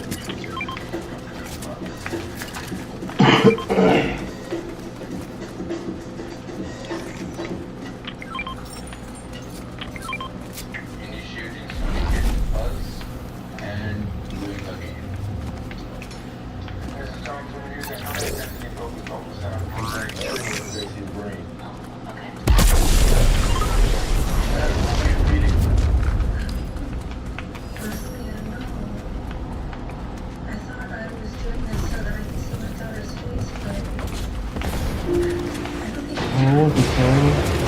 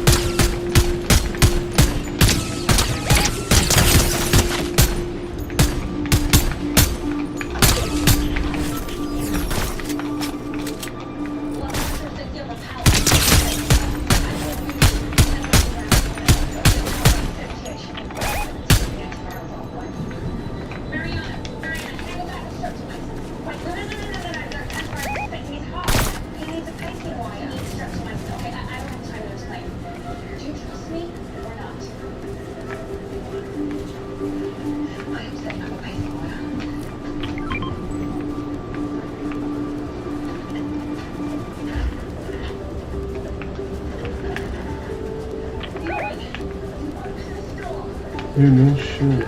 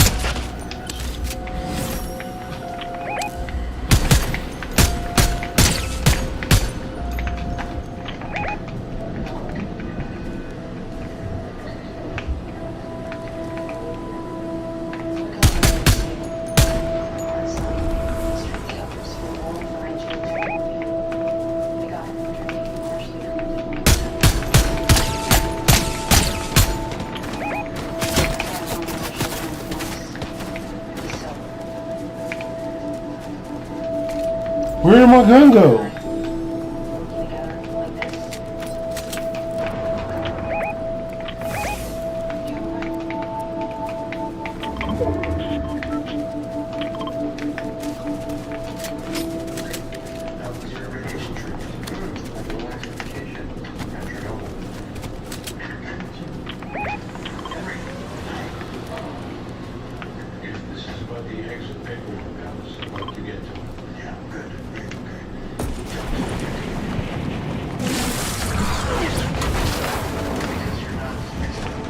Alrighty, alright. That's fine. Throw it up. Just throw that zone up.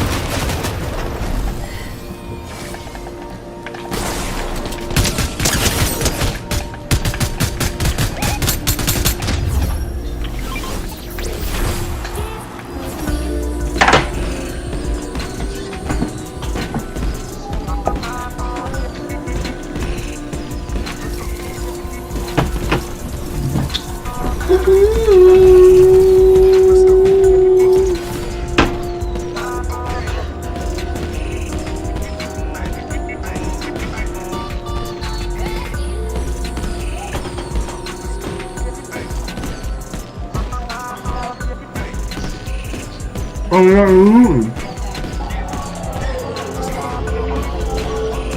started with making a better men's shirt, and now we're on a mission to take over your entire closet with basics that last a lifetime.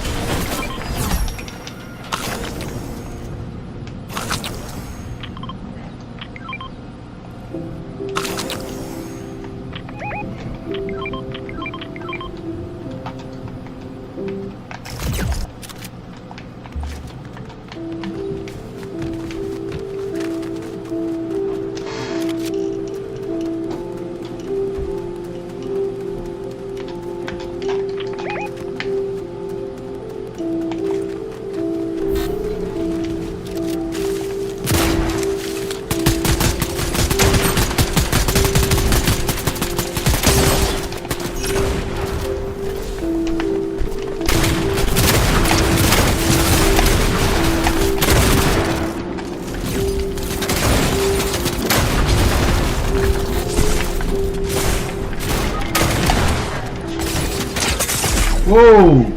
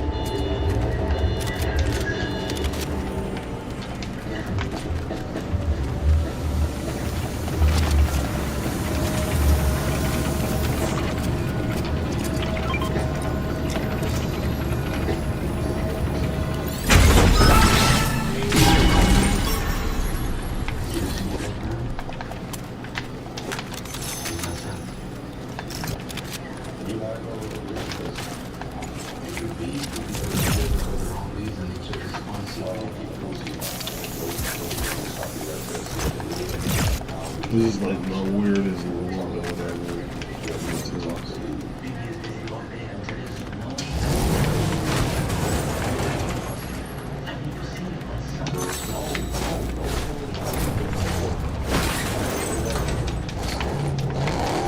What are you trying to do?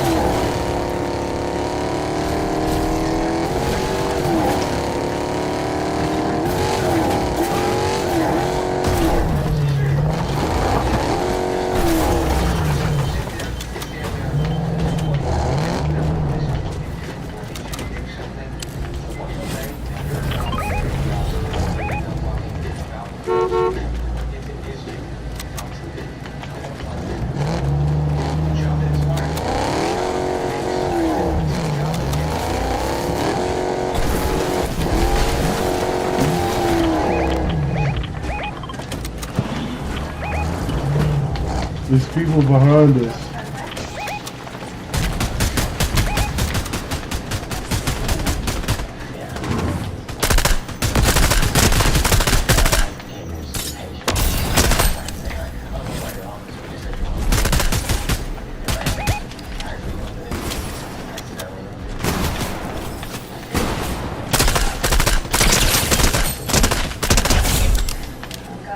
That thing rips.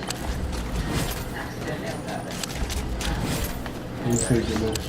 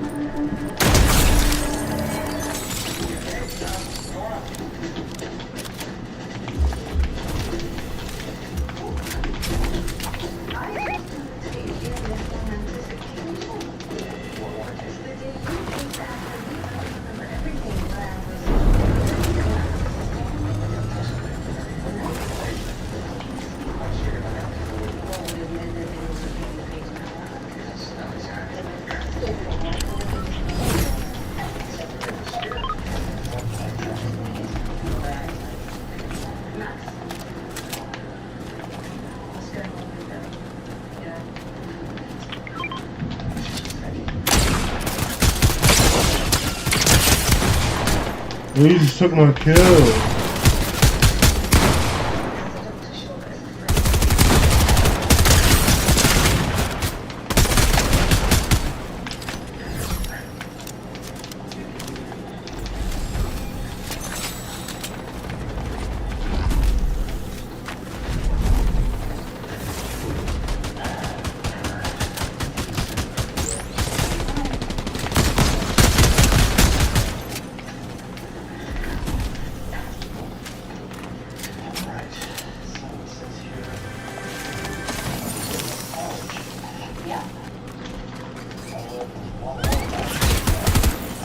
Are you kidding me?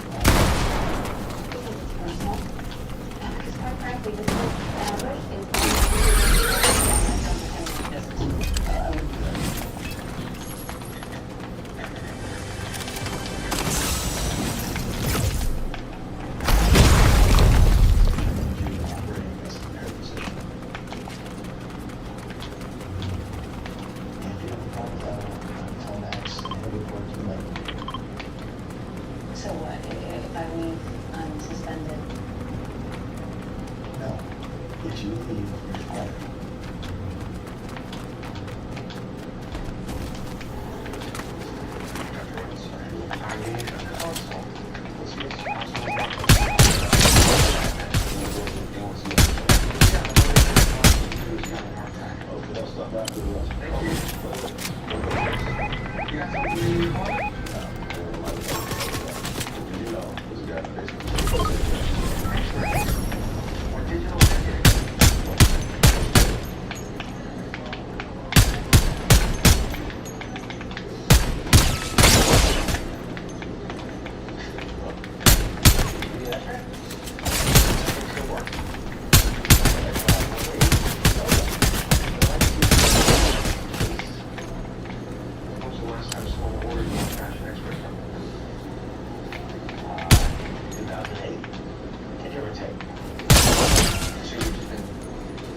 Since 2008.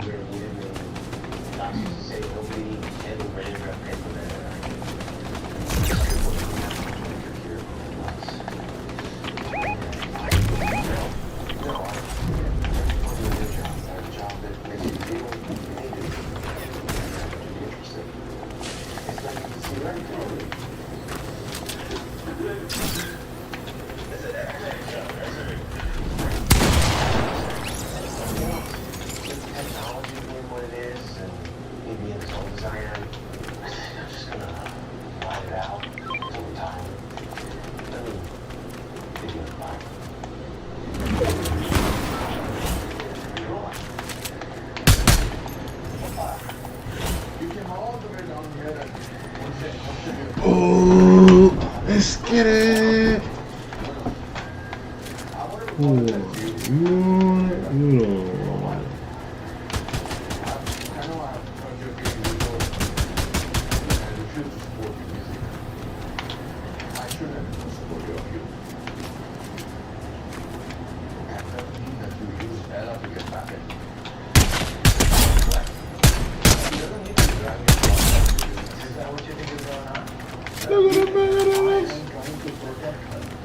Excuse me. I'm hanging out with Ella because I actually like her. Not that it's any of your business. I think you misunderstand. just fine. That's where you was at, bro. You to comprehend, Papa? The reason I just stayed sober for a year was that I had nothing to do with this. I had nothing to do with you.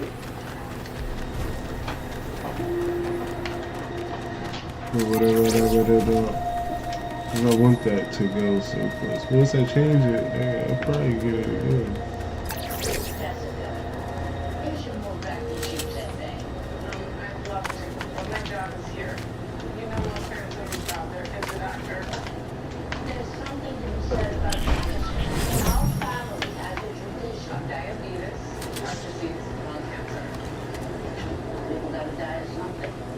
You didn't put that up.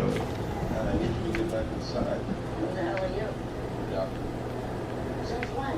Well, since I'm going to be evaluated for heart disease. Alright, there's no one behind us, like we can go to the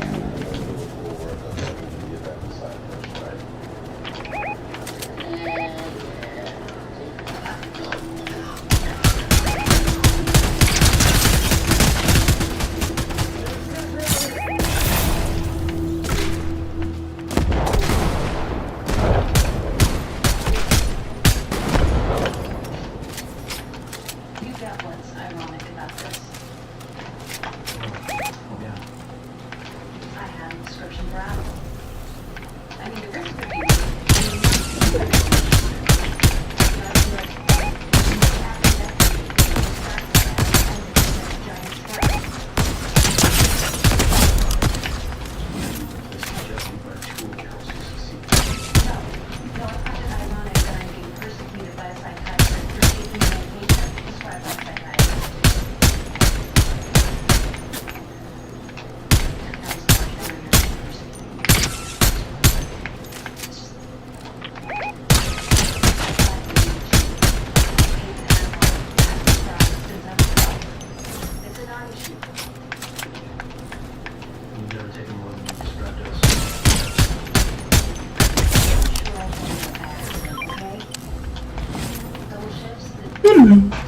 Yeah, I want that legendary. Give me that. no. Hard no. You sure about that? You can't run into cop them hotels, okay? It's unethical and I wouldn't do it. Did they just add in like a whole bunch of new sounds? You know what? I feel bad. I don't remember that.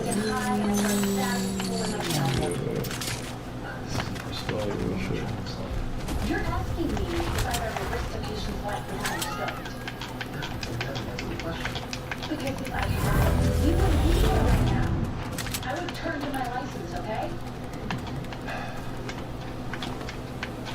No. I'm praying I don't get popped from behind. Oh.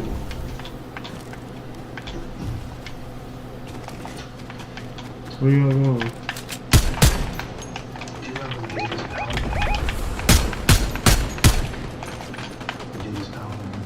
Are they chasing me?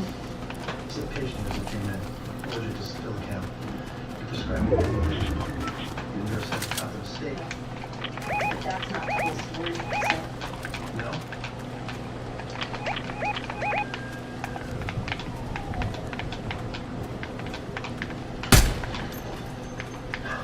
Under you assumed there was one sick doctor that was concerned. That's the case. Multiple people complaining about it.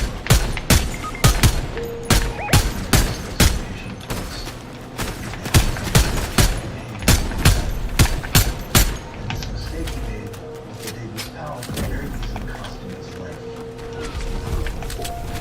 That's like somebody behind me. It is somebody behind you, nigga. Bro!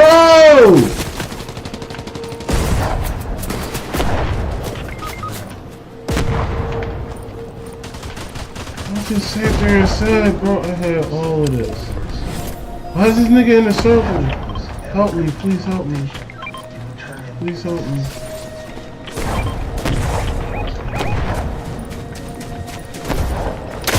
You're a bitch! Your mom's a hoe. Oh, that was my fault. I like straight duty right there.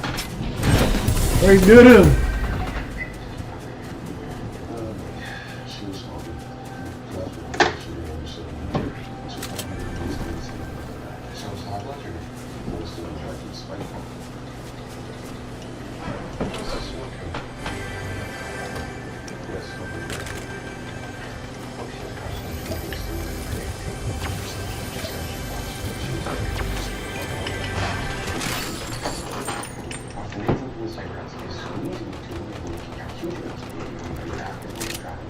These are 3 unique Manscaped trimmers, all designed for different parts of the body. The Lawnmower 4.0 is perfect for your nether regions. It also works great on anything from the neck down. This is the Beard Hedger. Its adjustable guard allows you to dial in the perfect beard length. And for the finishing touches, 110, where the headshot? With the pesky nose and ears. Get the right tools for the job. Shop Manscaped.com. To rest all the people who are synonymous with that movement, all either moved on, denounced it, or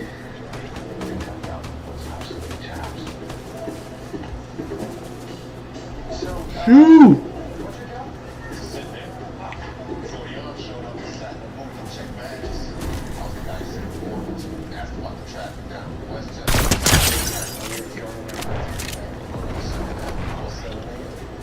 Shoot! Where are you running? That's Haggard, bro.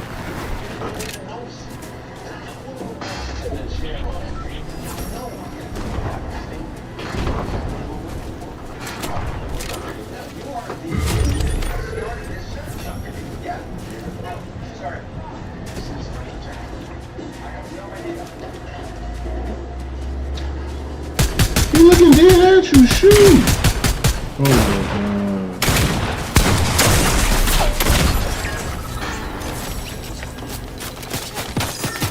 What was that? The worst shit I've ever seen.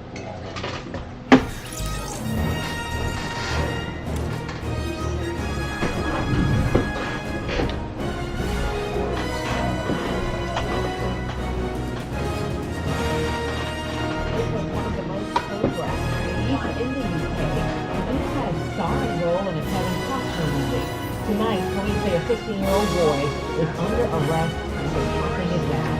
Sometime overnight, the iconic Triple North gas station, also known as the Robin Hood tree for its appearance in the 1991 movie The very same name. Well, you see it, it's been chopped down. The tree stood on the ancient Roman wall in Northumberland in the North End of England. That wall was built nearly 2,000 years ago to guard the frontier of the Roman Empire. So sad to say that happened. It was a matter of moments, yeah.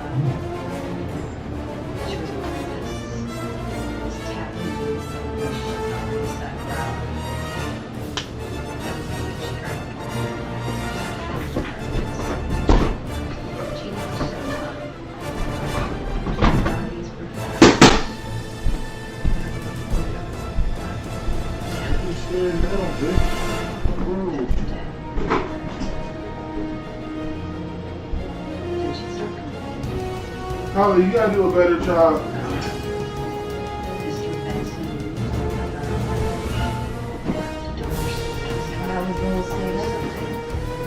Washing dishes. I'm tired of picking up cups. The shit's still in it.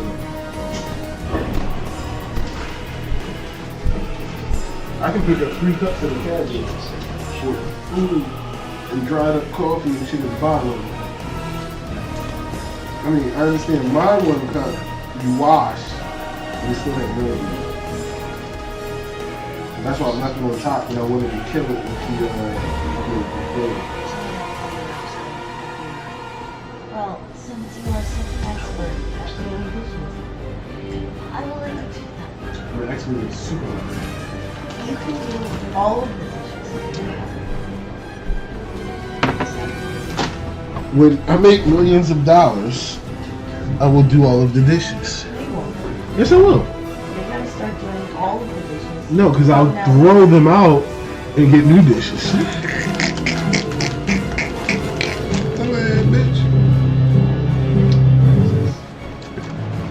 welcome back. My guest today is Destiny Together. Please meet Andy, he says he's everyone's dream. Andy, what's going on? Hey, Jay, how you doing? Andy, what's going on? What do you think women are dreaming about? Well, Jay, I mean, I'm a model, you know. As a matter of fact, I brought some pictures. You're a model? Oh, of course, Jay. You can't tell? On radio?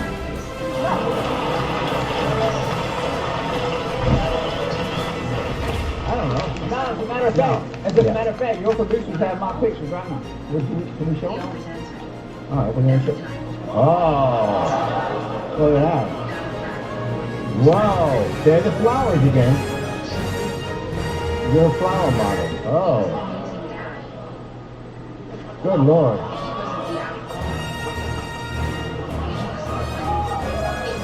That's unbelievable. Oh. Look at that. Yeah. Okay.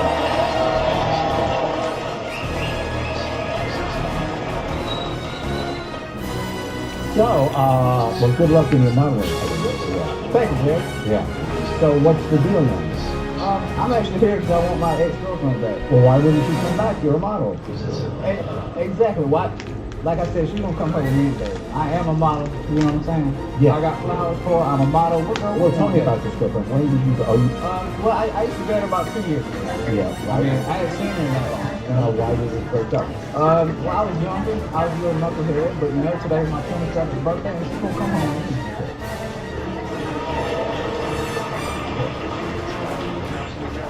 Okay. So, now, you look like Opie. You look like Opie.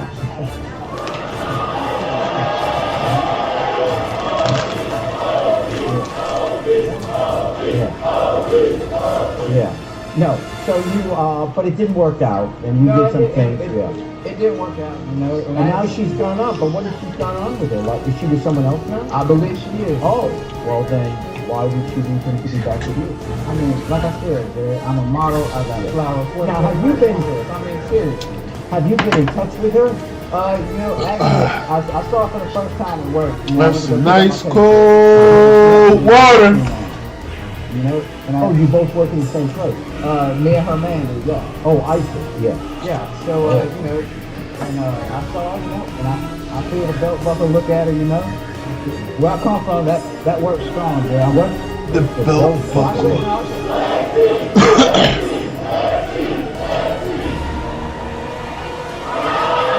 Every time. Works every time. What? Hey.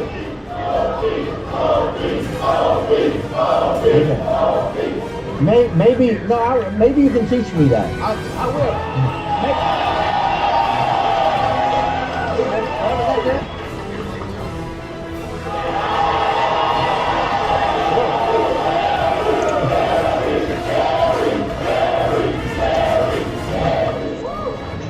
Okay. That's not too bad for the first time.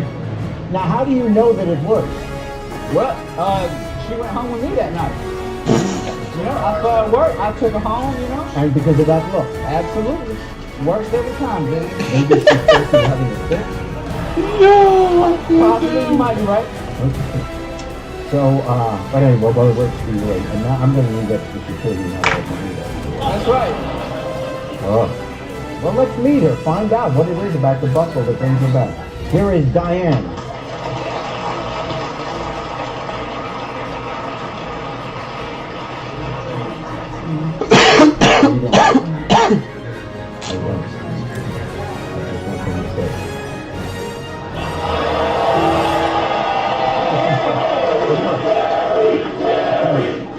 Okay. All right. I'm just teasing. You used to go with him, right? Years ago. Yeah. And why did it break up? He was good. He wouldn't keep the dog. He's Like, a like their knucklehead. responsibilities. Yeah. So he sees all that. And, He says he's a model. yeah. What do you think? Is he working? No. He's good. 2 minutes.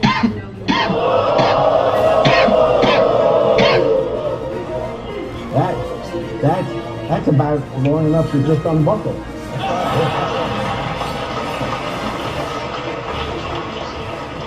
Okay. What, now what are these flowers? I'd really like you to come back with me, you know what I mean? I mean, I've been thinking about you non-stop since last Tuesday, and I want you back. Since last Tuesday. Baby, why don't you drop your zero and get with the hero? Wait, anyone have a pen? He didn't work for me in 3.5 to 4 hours in here, but then. Okay, look, seriously, you have a new boyfriend now, right? We don't actually knew we were going to be stepbrother and stepsister about 25 years ago. Wait. I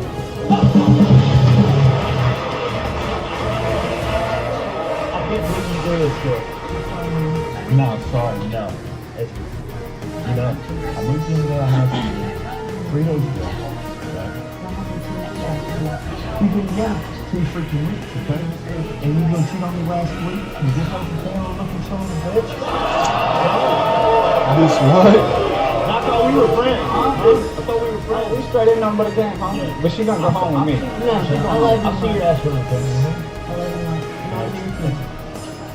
Okay, we're not doing it. What about last night? What about last night? What about all the times we spent together in the past 2 weeks? Yeah.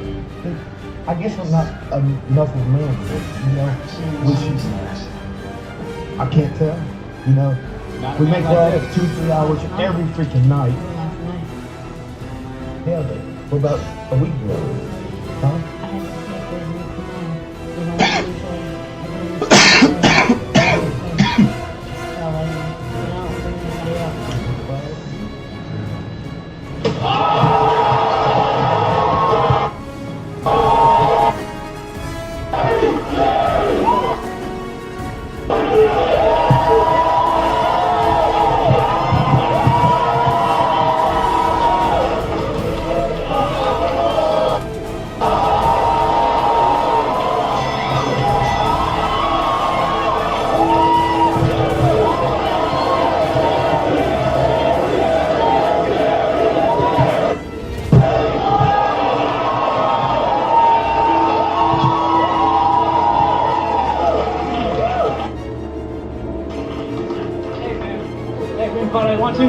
Watch his pretty face, I got a career.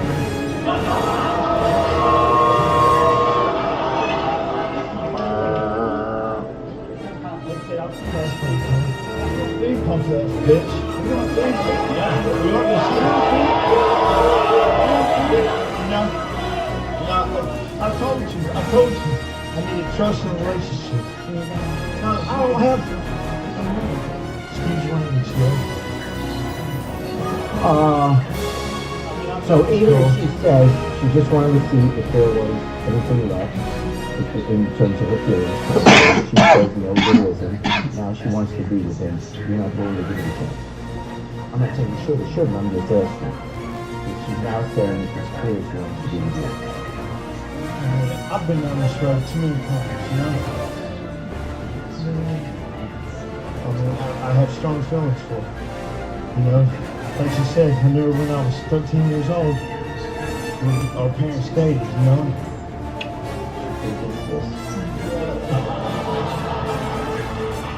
But I actually had a thing for her. Oh, that's another show. Okay, so, you know, I've been working through a labor service. I go to Hendersonville, which is about 30 minutes. Yeah, Asheville, you know. I walked in the store. See, I gave her a nickname, Blinky, because she's got a mild case of Tourette syndrome, and her eyes blink a lot. And her eyes blink a lot. As soon as I walked in the store, I had to start to get back saying, I knew exactly who she was because she had blinking eyes. And you know, we talked, and we got pretty close since, but you know. Maybe she got Tourette's when she was with him. Apparently, but. Thanks, you lost your freaking mind. You love him?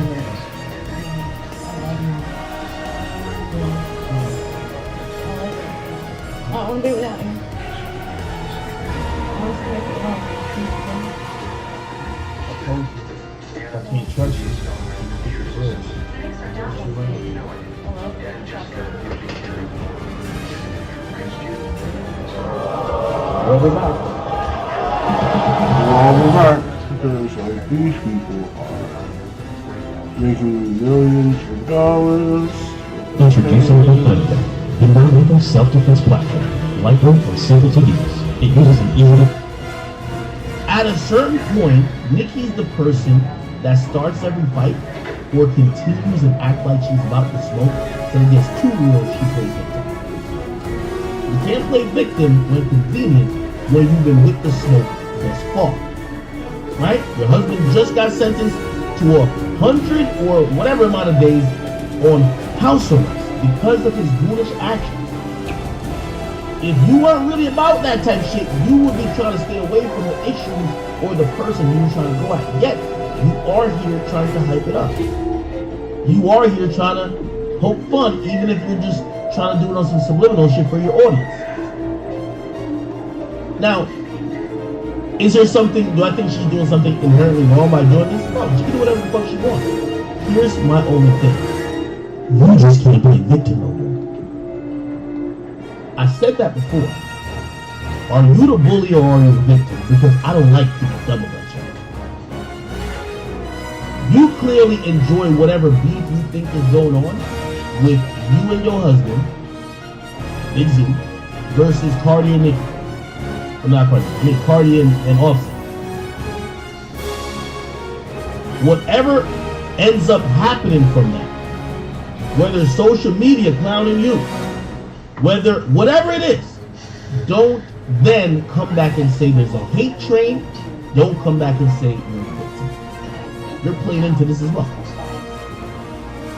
So all I'm saying is the gloves is off between all of them. I ain't gonna tell nobody to do nothing or not do anything or say anything or not say anything, but I do recognize one pattern with me. She's a slick motherfucker. She likes to play innocent, like that Barbie shit to the public, but behind closed doors doing real shit. It's all out on Front Street now. So later on, which you know is gonna happen because the people have been telling you the same thing constantly. You're 45 years old. You're pretty much cringy every time you try to go get sexy. You're trying to compete with these young girls. You cannot keep up. You're the auntie. It's cool to be the auntie, but stop trying to hate on the youngsters who are having their prime because you had your prime too. When people start crystallizing that and put that into the air, don't come back around and say people are picking on you. Ain't nobody picking on you. They're keeping the same energy you got with everybody else. You bullied Lil' Kim. You bullied other new rappers that came in after you. Try to get them out of the way. We're now in an era, I don't think you can bully these new girls. And this is why I'm going to get to Ice Spice. I think Ice Spice is about to enter a fork in the road of what I believe Cardi B and Lotto had to enter before. Okay? So I only point this out, Nikki. I'm glad, by the way, and Nikki, you know me, I'm gonna live with you. I like talking to people. I don't see a problem with you clowning Offset. I do see a problem with you doing on some sneaky shit like people don't get what you're doing.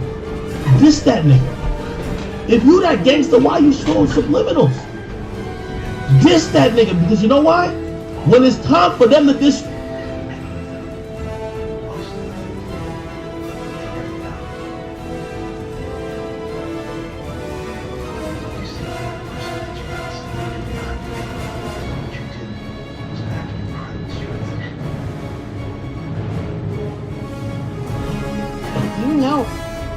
and it was alive. Ronnie grabbed a pair of tweezers, and when he pulled the bug out, it broke apart.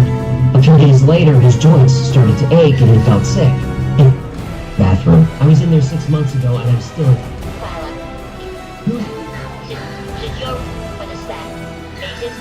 Yeah. Face business. Possible. You get your very own blades with... You need them.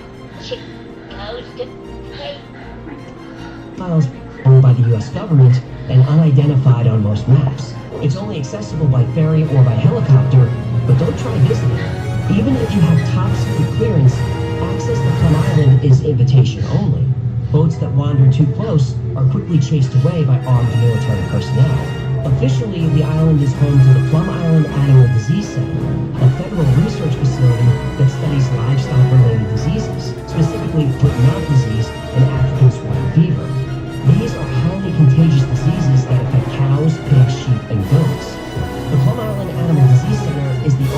in the U.S. authorized to work with live FMD samples. If these samples escape the island, it could devastate the country's food supply in a matter of weeks. Foot and mouth is so contagious that if a single case is found in imported meat, all meat imports from that country are instantly banned. In 2001, the UK had an outbreak of foot and mouth disease that resulted in a loss of almost $10 billion and the slaughter of more than 6 million animals, whether they were infected or not. The center also studies African and classical swine fevers as well as avian flu. Now, there's no question that since the 1950s, Plum Island has studied diseases that affect livestock, but Plum Island's true history is much darker. For years, stories circulated that Plum Island was conducting genetic experiments on animals and possibly on people. So when the bodies of strange animals began washing up on beaches around the Long Island Sound, it could mean only one thing. The rumors about Plum Island were true. The Manhattan Monster was found along the East River. Then another creature washed up. And this one kind of looked like a pig, but you don't see a lot of those running around New York City. Besides, pigs have 4 toes on each foot that ends in a hoof. The Manhattan Monster's feet had 5 toes that ended in what looked like claws. Did it have the body of a crab and the head of a cat? No, it had I know, but some thought it could be a huge rat. Now, I'm from New York, and I've seen some huge rats. Especially after the F train in West 4th Street, eh?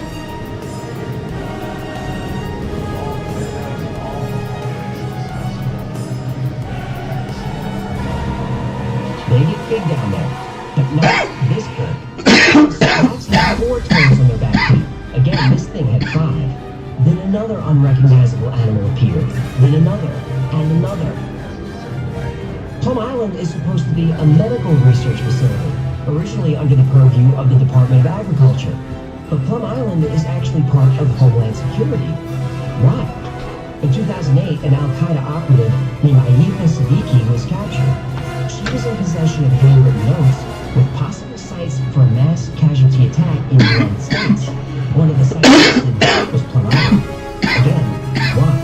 Well, Plum Island research wasn't always about curing diseases. When it opened, Plum Island was about creating. In 1952, Plum Island was used to research anti-animal biological warfare. Specifically, it focused on weaponizing foot and mouth disease against enemy livestock to disrupt their food supply. But there's evidence that the bioweapons developed on Plum Island weren't only targeting animals, but targeting humans.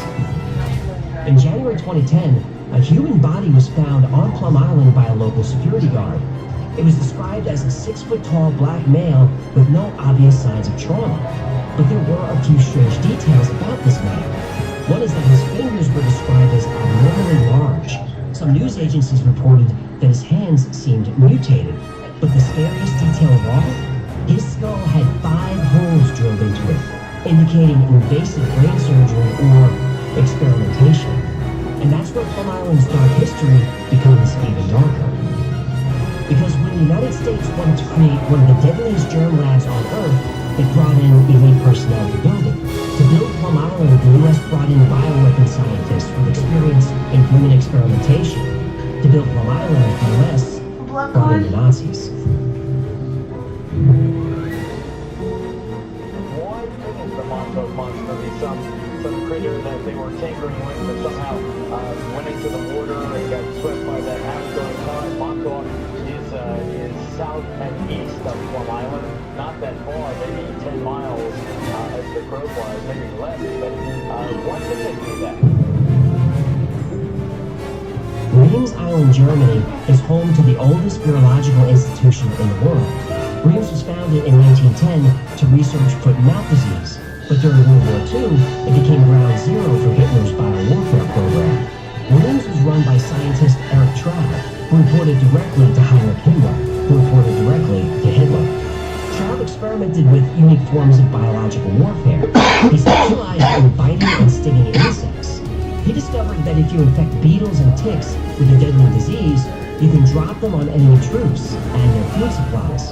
You can devastate an entire army without firing a single shot. Ticks were considered an ideal weapon for biological warfare. They're small, making them hard to detect. They're resilient, making them hard to kill, and they feed on human blood, making them motivated to spread disease. The tick is the perfect germ vector, which is is a journey conducted on biologicals from Nazi Germany and the Empire of Japan to the Soviet Union and the United States. After the war, there was no Nazi Germany. There was no Empire of Japan. But the Soviet Union and the United States were still very interested in using poison ticks in warfare, except now they would be used on each other. So now the two allies became enemies, and competition for German technology was fierce. The United States launched Operation Paperclip, a secret program that recruited German scientists, engineers, and technicians. The U.S. gave German scientists a choice. Your war crimes are forgiven. Not a difficult decision for most. Even if German scientists refused to work for the U.S., they could still find themselves swept up in Operation Oswiecki. This was the Soviet counterpart to Operation Paperclip, where the U.S. gave scientists a choice, the Soviets took them by force. Eric Traub was one of the scientists forced to work for the Soviets from his lab on Leeds Island. But in 1948, British intelligence got him out and brought him to the States. Soon he was working at Fort Detrick, the Army's biological warfare headquarters. And based on the design of Traub's island in Germany, the United States built their own lab off the coast of New York. So the Plum Island Animal Disease Laboratory opened its doors in 1954. A source who worked on Plum Island in the 1950s recalls that animal handlers and scientists released ticks outdoors on the island. They called them the rats and scientists. In 1951, they were inoculating these ticks. It would take years before residents in the area would learn what was happening on Plum Island. When the locals found out, tensions were high. Nobody wanted a bioweapons lab in their backyard. Moral issues aside, what if some disease made it to the mainland? After all, about 10 million people live within 100 miles of the island. A lab leak would be catastrophic. But even when the government finally acknowledged the facility, they said that one, it wasn't researching bioweapons, and two, there's no way anything could escape the island. But here's the thing. Those were both lies.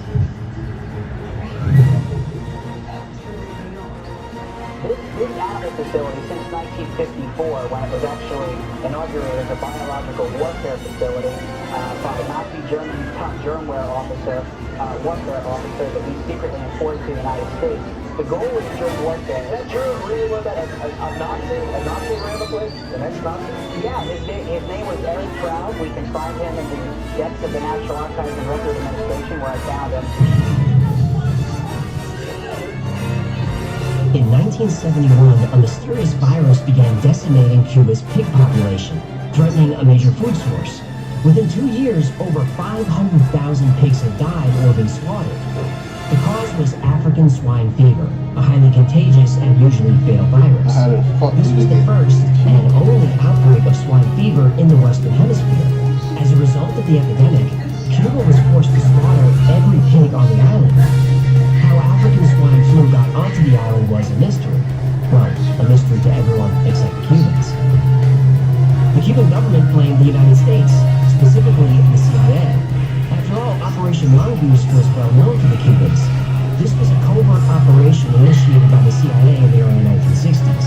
Its primary objective was to remove Fidel Castro from power, and although they were never implemented, biological weapons were a part of this plan.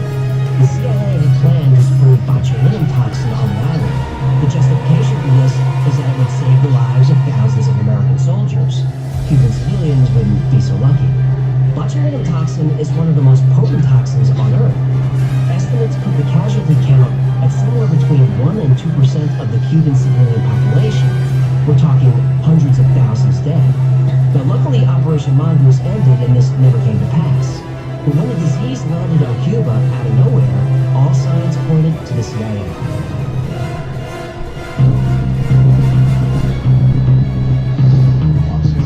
In 1977, Long Island newspaper Newsday reported 2 Cuban exiles admitted they were part of the plot.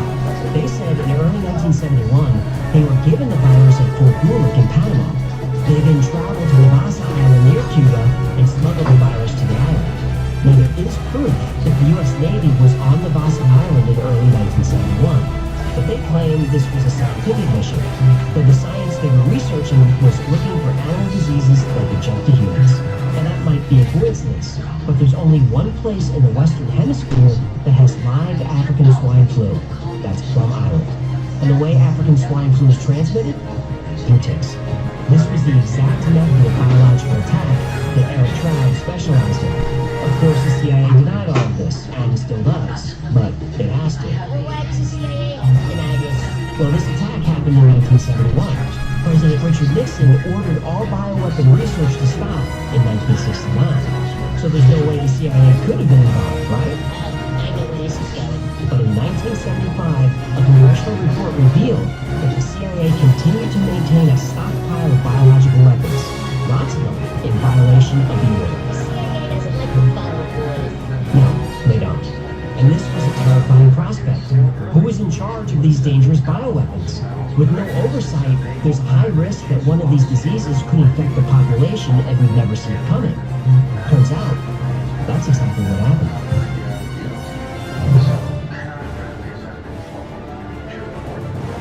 In 1975, Ronnie was working a security detail for a warehouse in Connecticut. During his shift, he walked the building, the parking lot, and the fence around the property. During one of his rounds, he felt a pinch on his ankle.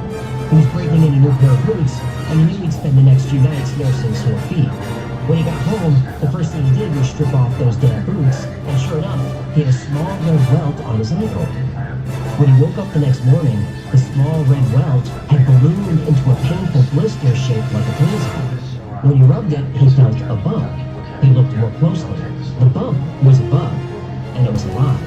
Ronnie grabbed a pair of tweezers, and when he pulled the bug out, it broke apart. A few days later, his joints started to ache and he felt sick. He thought he had caught the flu, but it wasn't the flu. In 1975, the small town of Old Lyme, Connecticut experienced an outbreak of a devastating disease. Some people got rashes, some ran high fevers, others had painful swollen joints. Some people had all these symptoms, as well as headaches, dizziness, and shortness of breath. In severe cases, people were becoming delusional, experiencing psychosis, and becoming paralyzed. At first, doctors misdiagnosed the condition as a type of arthritis. They named it Lyme arthritis after the town that had the first outbreak. 2 years later, scientists finally connected Lyme arthritis to the bite of a deer tick. A type of single-cell bacteria called Borrelia was to blame for what's now known as Lyme disease. As reports of symptoms came in, these cases were placed on a map. A disturbing picture started to appear. Ground zero was Plum Island. This was another disease spread by ticks. This also has Eric Traub's fingerprints all over it. But was the outbreak an accident? Or was the government conducting a test on the population without their knowledge? If it was a test, it wouldn't be the first time. In the 1930s, the Tuskegee experiment infected 400 men with syphilis to see how the disease affected black males. They were denied treatment. The U.S. government has infected prisoners with cow blood and exposed people to plutonium. That's the Kmart experimentation from 1951 to 1974. Operation Sea Spray was a secret test in 1950 where the government dropped bacteria on the entire city of San Francisco. In 1966, the Army released bacteria into the New York subway to simulate a biological attack. Hey, if you can make it there, you can make it anywhere. Project 112 and Project Shadow infected thousands of military personnel with biological agents like BZ and nerve toxins like sarin gas. The test itself was a lot of smoke. The planes were out in got the smoke, the gas, it was also covered with dip. Crew was given gas masks and told not to worry. They were exposed to toxic nerve gas at least 46 times. Nobody knows how many people were killed. The records are still mostly classified. And there are more. Lots more. Tests without consent have been conducted as recently as the 1990s, many involving children. And that's just what's been exposed. Who knows how many more tests are still classified, or if tests are still taking place. We do know that some civilians were exposed in tests that occurred in Hawaii, possibly in Alaska, and possibly in Florida. The military and intelligence community, of course, continue to deny any wrongdoing. They deny that bioweapon research was done at Plum Island, and they deny that Lyme disease was artificially created and released to the public. But denial is not good enough. We know the CIA and military violate orders time and time again, and we know they lie when they do it. So in 2019, Congressman Christopher Smith from New Jersey proposed an amendment to the 2020 Defense Bill. For years, Mr. Speaker, books and articles have been written incredibly asserting that significant research at Fort Detrick and Plum Island and elsewhere was conducted to turn hosts into bioweapons. Mr. Speaker, with Lyme disease and other tick-borne diseases exploding in the United States, an estimated 300,000 to 427,000 new cases each year, and 10 to 20% of those people with chronic Lyme, Americans have a right to know whether or not any of this is true. But what prompted this? Well, the bacteria that causes Lyme disease is called Borrelia burgdorferi, after Willy Burgdorfer, who discovered it. Now, Burgdorfer was widely known as a leading researcher in the scientific study of insects, and his discovery of Lyme disease was historic. But what's not widely known about Burgdorfer is that early in his career, he developed biological weapons for the U.S. military. Specifically, he weaponized ticks. And between 1966 and 1969, almost 300,000 research ticks, they got out. Dr. Willy Burgdorfer, the researcher who was credited with discovering Lyme disease. Turned out that Dr. Burgdorfer was a bioweapons specialist. The interviews combined with access to Dr. Burgdorfer's files revealed that he and other bioweapons specialists stuffed ticks with pathogens in a quest to cause disability, disease, and death. Between 1966 and 1969, government researchers released 300,000 ticks into the wild. The ticks were irradiated so they could be tracked. 300,000 irradiated ticks. What is possibly a world? Oh, plenty. One of the species released were Lone Star ticks. Lone Star ticks are especially aggressive. Most tick species wait for prey by attaching to a blade of grass. When an animal brushes against it, the tick latches on. This is called questing. Lone Star ticks are different. They don't wait, they actively hunt. They can smell the ammonia in sweat and the carbon dioxide from breath. They're the only ticks with eyes.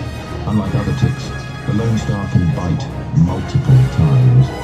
Even their young, called nymphs, can feed on humans. Lone Star ticks can go months without food. They can absorb water from the air. They can survive underwater. They can be frozen. Female Lone Star ticks lay hundreds of thousands of eggs at a time. And scariest of all, Lone Star ticks swarm. They'll ball themselves up in groups of almost 10,000 ticks. When an animal or person brushes up against the group, it means thousands of tick bites. And these ticks carry a lot of diseases. Rocky Mountain spotted fever, ehrlichiosis, tularemia, heartland virus, and on and on. A bite from a Lone Star tick can even trigger a delayed allergic reaction to meat. That tick bite leads to an allergic response to the alpha-gal sugar that's found in red meat. I wish they didn't make a tick that gives you an allergic reaction to fish, huh? Now, forever, the Lone Star tick was confined to the southeast United States, but thousands were released in Virginia in the late 1960s. Since then, they've expanded to the entire eastern half of the United States, from Minnesota to Maine, down to Florida, and all the way across Texas. And they're still moving. I was called to investigate an outbreak and I was horrified. I've studied ticks for 10 years, and the number of Lone Star larvae I found was just astonishing. They're everywhere. Every property that we've gone to, we found Lone Star ticks. They're literally every place. I hope this isn't the new normal, but I fear that they're exploding in numbers. The CDC says alpha-gal syndrome, traditionally found in mid-Atlantic states, is spreading. 110,000 suspected cases have been identified since 2010, but experts estimate the true number affected is closer to 450,000. Plum Island boasted how it was considered the safest virus lab in the world, until it wasn't. In 1978, foot and mouth disease did get out. Every animal on the island had to be cremated, but not before lunch. Wait, did you just say lunch? Well, hey, even scientists working at a top-secret government germ lab gotta eat. On kill day, the guys upstairs would carve up steaks, from sirloins to pork chops. Not USDA grade A, but USDA grade V for virus. Everyone, to a man, would deny it. But we did it. We ate the meat. Ugh, I don't feel well. Yeah, not only is it gross to eat meat infected with foot and mouth disease, it's a little irresponsible. Now, FMD isn't dangerous to humans, but this speaks to shoddy conditions at Plum Island. After the foot-and-mouth breakout, the USDA inspected the facility. They wrote a 190-page report detailing how mismanaged it was. They found leaking roofs, leaking walls, steel beams rusted through. They found an incinerator lying in a ditch half filled with dirty water. And soon after this, there was an outbreak of Rift Valley fever on the island. Weaponized RBF was being tested by infecting mosquitoes. Some mosquitoes got out and bit the scientists. Now luckily they knew how to treat it, but if those mosquitoes got off the island and made it to shore, Rift Valley fever presents like the flu, but if you don't treat it, it kills you. In 2002, 76 Plum Island workers went on strike. Scabs were brought in to replace them, and it did not go well. The FBI conducted an investigation and found all kinds of issues. A 600-gallon container of liquid nitrogen somehow fell off one of the island's ferries. Hundreds of gallons of oil and chemicals were spilled all over the island. 2 workers drove off with a minivan and didn't come back. The van was later found, but whatever was in it was gone. But failing to learn from their mistakes, 2 years later, there were 2 more outbreaks of foot-and-mouth disease on Plum Island. In New Haven, Connecticut, a worker at Yale University's Arbovirus lab became infected with Severe virus. This virus causes extremely high fevers and internal bleeding. So he got infected, went home, and took a trip to Boston. If anyone got sick, that information is not public. More recently, a Fort Detrick researcher accidentally stuck herself with a needle containing Ebola. These breakdowns in security of facilities like Plum Island prompted a nationwide investigation. But a 2007 report revealed that 113 bioweapon-capable labs around the United States refused to comply with inspections. And this is not just a violation of federal law, it's a violation of the Geneva Conventions. But President George W. Bush granted the facilities amnesty from inspections, and Congress agreed.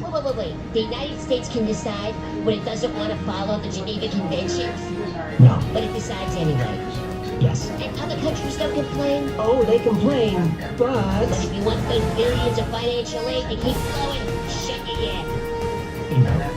Biological weapons were banned in 1925 by the Geneva Protocol, but the United States refused to sign it. It wasn't until Richard Nixon banned bioweapons research that the U.S. agreed to a worldwide ban. The U.S. finally signed the Geneva Protocol in 1975. Somebody let the CIA know. These scary events happened in relatively small labs around the country, with maybe a few dozen to a few hundred employees. Can you imagine what would happen if there was a leak at the CDC with 10,000 employees? Oh, the CDC had a leak? A leak? No. Oh, thank God. They've had dozens.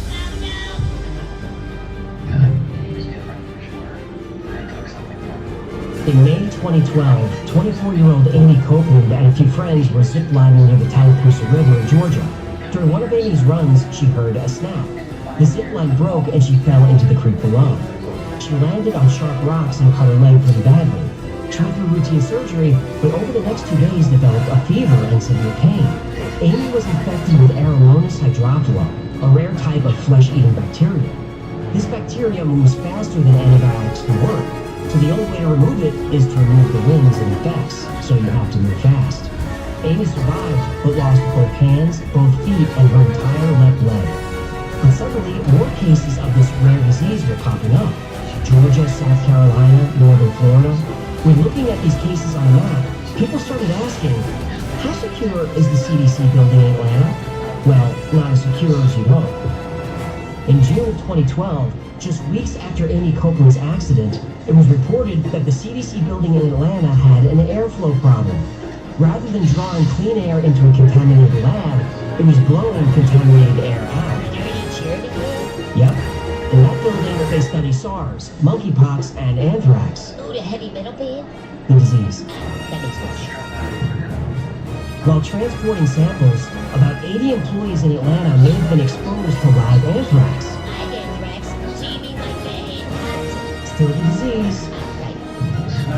About a year later, it was found that the CDC was storing anthrax in unlocked refrigerators in unrestricted areas. At least 5 times the CDC improperly handled and shipped deadly pathogens to different labs around the country. Anthrax, botulism, and bird flu. About a week after this report, old vials of smallpox were discovered in a building on the Bethesda campus of the National Institutes of Health. And this was after the NIH promised to do better. Well, about a year before, a deadly bacteria got out, and 12 people died. In 2016, investigations show more CDC safety lapses in storing and handling anthrax and Ebola. From software errors to power outages to sealing doors with duct tape. Did you just say they use duct tape to keep in deadly viruses? Yep, and this goes on and on. And these are just the instances we know about. It's not like the CDC issues a press release every time there's a security failure. Most of these discoveries were made with Freedom of Information requests from citizens. These types of leaks and failures do happen, and they happen more frequently than most people think. These safety problems are at the CDC in Atlanta, one of the most secure facilities on the planet. If a leak can happen there, they can happen in other places. Yeah, Chinese places. Well, let's not single out any specific countries. Look, just because that rare flesh-eating bacteria is not so rare anymore, I'm not saying it came from the CDC. And Lyme disease probably wasn't created on Plum Island because there's evidence it existed for a long time. You know Otzi, the 5,000-year-old mummy who was found in the Alps? Well, his DNA showed evidence of Lyme disease. But the outbreak of Lyme disease does coincide with research into weaponizing ticks. And the expansion of Lone Star ticks does coincide with the uncontrolled releases of thousands of them in the late 1960s. Dr. Willy Bergdorfer, before he died, did kind of say that Lyme disease was a research experiment gone wrong. Maybe. He had advanced Parkinson's, so it's really hard to tell what he was saying. But there are people who believe that there's no question about it. Books like Lab 257 by Michael Christopher Carroll and Bitten by Chris Newby lay out a very convincing case. Now there's plenty of evidence, but evidence isn't proof. And researching this episode was stressful. The idea that the government has tested bioweapons on its citizens is upsetting enough. But what's really scary is how sloppy the security is in our labs. I had no idea it was this bad. And given what's happened over the past couple of years, we need to pay attention. If you have one of these labs near you, get to know your congressman. Demand that lab safety protocols are made public. Demand to know the result of any safety investigations. Now, they're not going to tell you any of that. But if they know we're watching, they'll pay closer attention to safety procedures. We hope. And look, if you're in the New York or Boston area, you can stop worrying about Plum Island. It's scheduled to be closed at the end of this year. But the work currently being performed there will continue. It'll just take place at a new facility in Kansas, in the middle of the country, in the middle of America's food supply. Bon appetit.